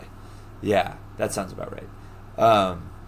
I have been holding off because I'm such a Nolan mark Yeah. that actually I want to see the Odyssey next, but and Evil Dead. Anyways, I was like, I love The Dark Knight and The Dark Knight Rises and Batman Begins, but I remember like just not wanting to see it. I was kind of like superheroed out, especially DC. Like after Batman vs Superman, I was like, this sucks. Like nothing's gonna touch the Dark Knight. I have no interest in anything DC, anything Batman, and besides Peacemaker, obviously. Of course. Of course. But this, you and Jaden and everyone under the sun kept telling me to go see it. Yes, even and me. I was like, all right, yeah. And I knew as soon as you said it, I was like, okay, I'll see it. Just because I give you so many recommendations, but also, like, I trust you. Yeah. And I was like, all right, I decided to see it. And then finally, I had a long flight, and it was on there. And I was like, oh, might as well. This is funny. I forgot about that. I started to watch one battle after another with Leonardo DiCaprio. And warning for everyone, because I didn't know, a lot of sex going on at the beginning of that. And not just like sex, but like very interesting scenes that have a lot of sexual content. And not even just like sex. So I'll leave it at that.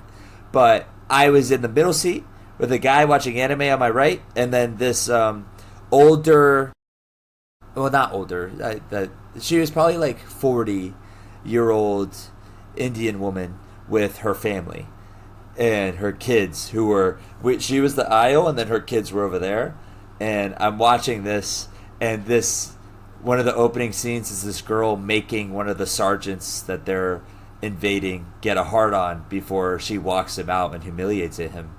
And I was like, okay, I'll skip this. And then I skipped into another sex scene. I was like, oh, all right, skip that. And then I was like, at this point, I don't know what's going on. I'm going to back out.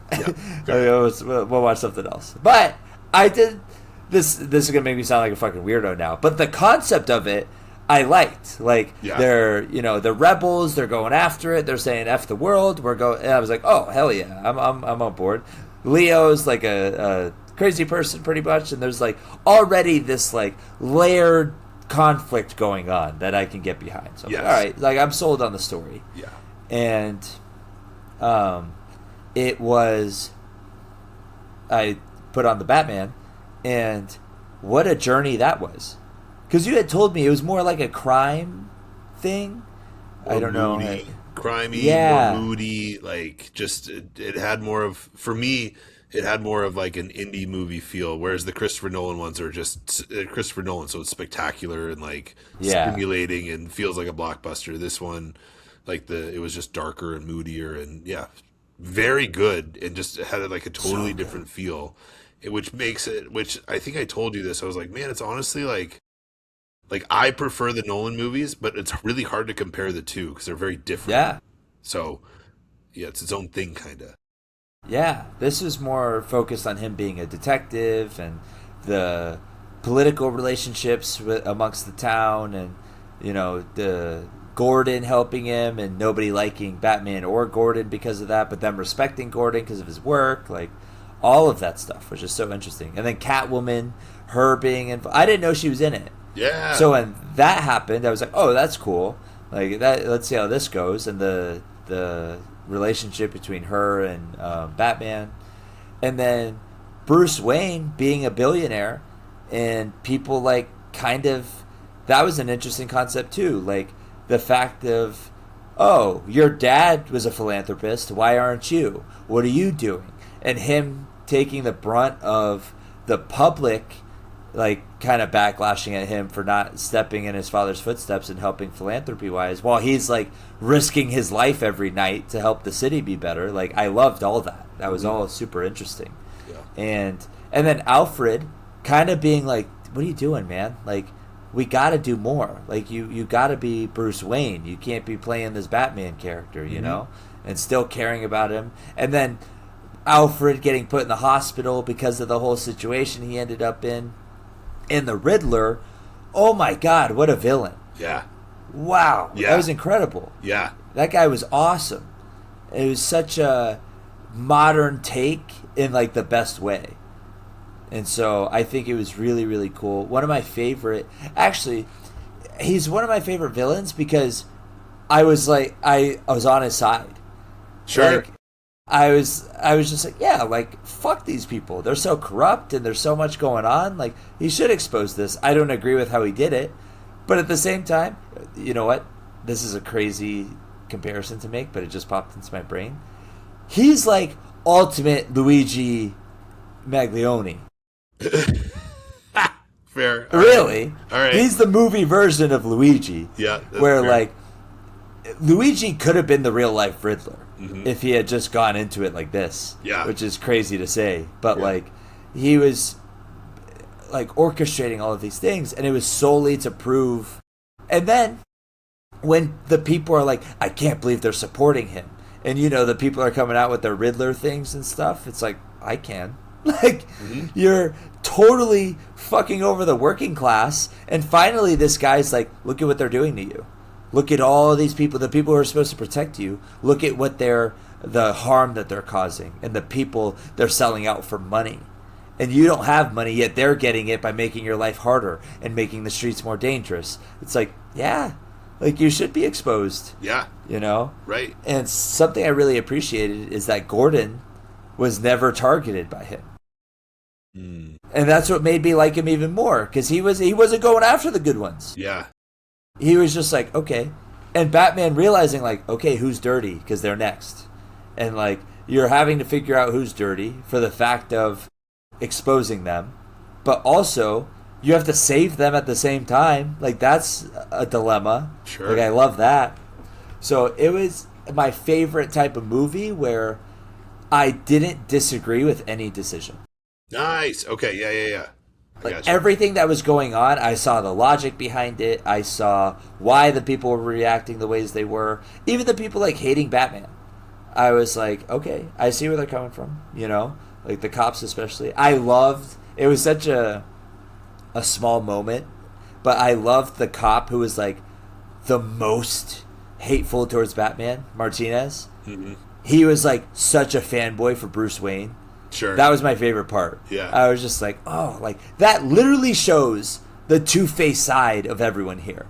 Like, in the fact that these people are being manipulated without knowing it. Like, it was such a cool moment. It wasn't throwaway. Like, it was a very, very intentional decision, I'm sure. But it was cool seeing that. Like, oh, like, it was 3 seconds to show the layer of that character. Like, I really appreciated that. But yeah, just a great movie. And the end, where the Riddler, like, and when the Riddler gets caught, you're like, all right, what's, like, something big's about to happen. And then it happens, and people, like, his followers, like, and again, the extremists pop up, you know, where it's like, yeah, I agree with what he's saying. I'm not going to try to kill people because of it, though. Mm-hmm. And then, but there are people who will, Uh-huh. and they did. And it just became like oh my God, like, this is a crazy layered conflict. And then the flooding and all of that. It's like, wow, there's so much that went into it. Yeah. The only thing I would say I didn't agree with is, like, they made this big deal of that wire being electric, and then it falls into the water, and everyone's okay. Yeah. Maybe I didn't pay attention enough. Because for such a detail-oriented movie, I was like, everyone there is dead. Right. But I don't... Maybe I missed it. Like, why they wouldn't have died. But that was the only thing that got me. I was like, Batman just fell into that with, like, a live wire. I think everyone in that pool would be dead. Right. But I'm not a scientist. I don't know how that works. And I trust... That's why... Because everything else was so tight, logic-wise, that...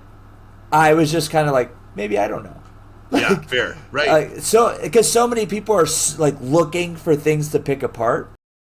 Like, at some point, when a movie shows me that they're paying attention and keeping things tight logically, and they make a decision that I don't agree with, I question myself. Yes. And I start going, well, okay, well, what did I miss? Yes. Because, like, obviously they put so much thought into all of these different things. Who am I to be like, well, that doesn't make sense? It's like, well, maybe you don't know it doesn't make sense yet. Yeah. Like, go back and rewatch it and see, oh, I missed that detail. But so many people want to be the smartest in the room that they're like, oh, well, that's stupid because of this. It's like, oh, or maybe you're a fucking idiot because you didn't pay attention. Maybe you're stupid. Yeah. And maybe... The amount... Is it possible you don't understand this concept? Is it possible? Yeah. Right? Totally. Dude, there's we'll go back to Obsession because that's like the most popular one right now. The amount of takes that I see on Twitter where they think they're so smart. Yeah. Putting this take out and talking about how stupid the movie is because of it. And then immediately in the comments they go, you didn't even watch or pay attention to this scene. It is so clearly painted out for you. And they're like, well, they should have made it more obvious. It's like, no, you should fucking watch and pay attention. And maybe don't have such a hateful, like, negative take and just ask, hey, like, this part didn't really make sense. Can someone explain that? And lo and behold, someone does. You go, oh, wow, cool. I actually really like that. Right. Or Weird. Maybe you don't agree with it and you just go, that's not my favorite. And you move on. Yeah. God, I hate people like that. I had to delete Reddit again because I know I keep re-downloading it because I keep like wanting to, because I get excited about a movie and I'm like, oh cool, I want to go see like how people are talking about it, or like, what did I miss that other people didn't, you know? Right. And I just see like these such pretentious know-it-alls and explaining, and it's like, especially with someone like Nolan, and they're explaining, I'm like, dog. And I think we talked about this where I've been watching a lot of media for the Odyssey. Yeah. And one of the reporters was like, well, isn't it weird how Tom, he was talking to Tom Holland and Nolan, who was right next to him, how Tom, like, you refer to Matt as dad instead of father? Like, what's the thought process behind that? Because that took me out of the moment. And Tom was like, well, if we're so worried about being accurate, I don't even think back then they would say father because they wouldn't be speaking English. Exactly. Yeah. And he kind of looked at the reporter and I went, fuck yeah, man. Yeah. Hell yeah. Gotcha, like, good. what an idiot. And Nolan had a much more like it's art. This is how we want to tell the story. This is how we're going to tell it. If that's your concern, then I'm sorry that it wasn't like your best experience. But this is the way that we decided to go about telling the story. I was like, yeah, screw you, dude. Like, well, I don't like how you said dad instead of father. It's like, shut up. Okay. Yeah, shut your fucking mouth. Shut up. That's the most ridiculous thing I've ever heard. Who needs to worry about that? Like, yeah. Why are you trying to do gotcha journalism here? What are we doing? Especially, I hate that with art.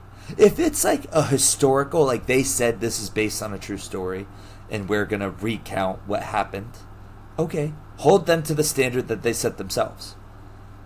But if they're retelling a historical epic that in and of itself is a story, yeah, that's okay. Yeah. Let's see how they tell it. And if you don't like it, okay. But judge the art of it, not the technicalities of it, in my opinion. Agreed. Yeah. But big fan of the Batman. If you haven't already, go see the Batman. Please go see it. It's a long movie, mm-hmm. but I think it's well worth it. Yeah. If you like those kind of layered conflict, maybe not all action stories. Yeah. Because there wasn't a ton of action, to be honest. Like I said, very different movie than the Nolan ones. Like, yeah, a lot of different ways. So, if you're expecting something like that, if you haven't seen it, it's going to be pretty different than that. So, yeah, not a lot of action, a lot of like putting the pieces together and kind of like developing the story as it goes. Yeah, very well done. Yeah, in terms of the future, like Evil Dead, I want to see just because I've heard it's ridiculous, the level of like violence and stuff that happens. Okay. And just craziness. And then, what did I say? There's another. Oh, the Odyssey, obviously. I feel like there's another one. I don't know. I'll figure it out. But there are a ton of good movies out right now. Yeah. For all different like genres. Yeah. Yeah, it seems like this summer's like because I remember, dude, growing up, like summer, you were guaranteed like 3 to 5 epic comedies were Oh coming out, yeah, but then other movies were coming out too, and like felt like it always felt like summer through the end of the year was just like banger, banger, banger, banger every year, and so yeah, this seeing the movies that are out now is the closest I've felt to that in a while. Like it's like okay, there's some good movies out from different genres. This is exciting. It makes me want to like go to the movies and see some of these for sure. yeah. And a big topic right now is Avengers Doomsday because that's coming out. I'm so over the Avengers, and I don't mean that in like the new Spider-Man's coming out, which I'm excited about and I'll see, but I'm not so excited about it like I've been in the past. And it's kind of like WWE. Like so many people are complaining about WWE, right? And to me, Marvel became cinema WWE. Sure. Like Yeah. these are very successful. They're gonna do great. They're probably gonna have a solid story, but it's nothing that's gonna be like revolutionary. Yep. And at the time, for phase Iron Man to Endgame, it was awesome because it was such a ambitious project for film to have like 20 different films that all blend together and all pay off in this big thing. Never been done Like before. that's awesome. Either, from my knowledge. So like original, very ambitious, and very exciting for people. And say what you want about how formulaic the actual movies are, but just the idea of it is cool. Exactly. And for me, once Endgame happened, it was like, okay, awesome. And then the Spider-Man that followed became like an epilogue, and it was like, oh, that was fun. And then now I have zero excitement for it. Yeah, because I'm just like, okay, I think and another thing, I'm not gonna dog anyone for liking those still. Like, because I hated when I was in it, and people were like, that's so stupid, you don't know real movies, and it's like, why can't I just enjoy this? I just want to enjoy this. Like, now, I'll see, like, I don't even know if I'll watch this Avengers, because I just have no interest. Because there are films like Obsession coming out. There are films like Backrooms coming out. There are films that are taking unique risks. Sinners, if we're going to talk more blockbuster. Like, there are so many unique, different things coming out that just interest me more. That maybe I won't like them as much, but I'm willing to take the risk on them. Like Passenger. Yeah. I hated that movie. I thought it was so stupid and garbage. But it had enough of a unique concept that I was willing to take the risk to watch it. And I'm not going to be mad about that. Like, did I like the movie? No. Am I mad that I saw it? No. I was just kind of like, okay, I got burned this time. Oh well. Yeah. I don't wish them to failure. I don't wish that they quit the business or anything. I'm just like, yeah, that kind of sucked. Moving on. Yeah. Next. What's up? What's up next? Yeah. Yeah. What happened? There's so if you're watching WWE and just hating it, go watch independent wrestling. Go watch AEW. Go watch TNA, MLW, Wrestling Open, Phoenix Championship Wrestling, Winner Circle, Rocky Mountain Pro. There's 7 options for you off the top of my head. Yes. And if you are tired of Marvel, stop bitching about it on Twitter and go watch other movies that you might like. I don't know what to tell you. Yeah. Be responsible for taking your frustrations into your own hands when all of these things are extremely solvable. You just have to do it. Yeah. Well, I would have written it this way. Go be a writer then. Uh-huh. Go write. Prove it, bitch. Try it. Yeah. Like I don't know what else to tell you. You think you're better, go try and do the work to prove it. And if you don't like it, admit you don't like it and find something else. I don't know what to tell you. Yeah. Well, especially with WWE. Sorry, I keep getting annoyed because it's like, as a wrestler, if I don't agree with what's going on with the product,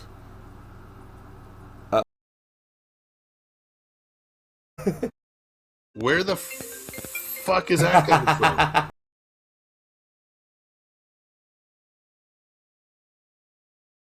This is where I need an in-house IT department. So I don't know what. You got a call? Well, I got a call on my phone, but if it's connected to your laptop, it'll they're synced. Don't like that. So you can answer the call on your laptop. Don't like that at all. But good to know. I will work on that later. Sorry, you were saying. But no, I'm just thinking from like a artist perspective too. Like, do you know how many people who, and look, WWE is the top. I'm not disputing that. I'm not even hating on it. And I think because people are so black and white about things, if you as an artist don't agree with the direction that somewhere is going, why are you taking it so personally? Yeah. Why is it Like about you? so many people are roasting Liv Morgan. Have you seen this because of the Unreal thing? Where she was like asking, I haven't seen the entirety of it, so I don't know the context. But essentially, from what I'm getting, and people are hating about it, is she was like, "Oh, like did I save the time that I needed to?" And be like, who cares about you? Only got 7 minutes. Blah blah blah blah blah.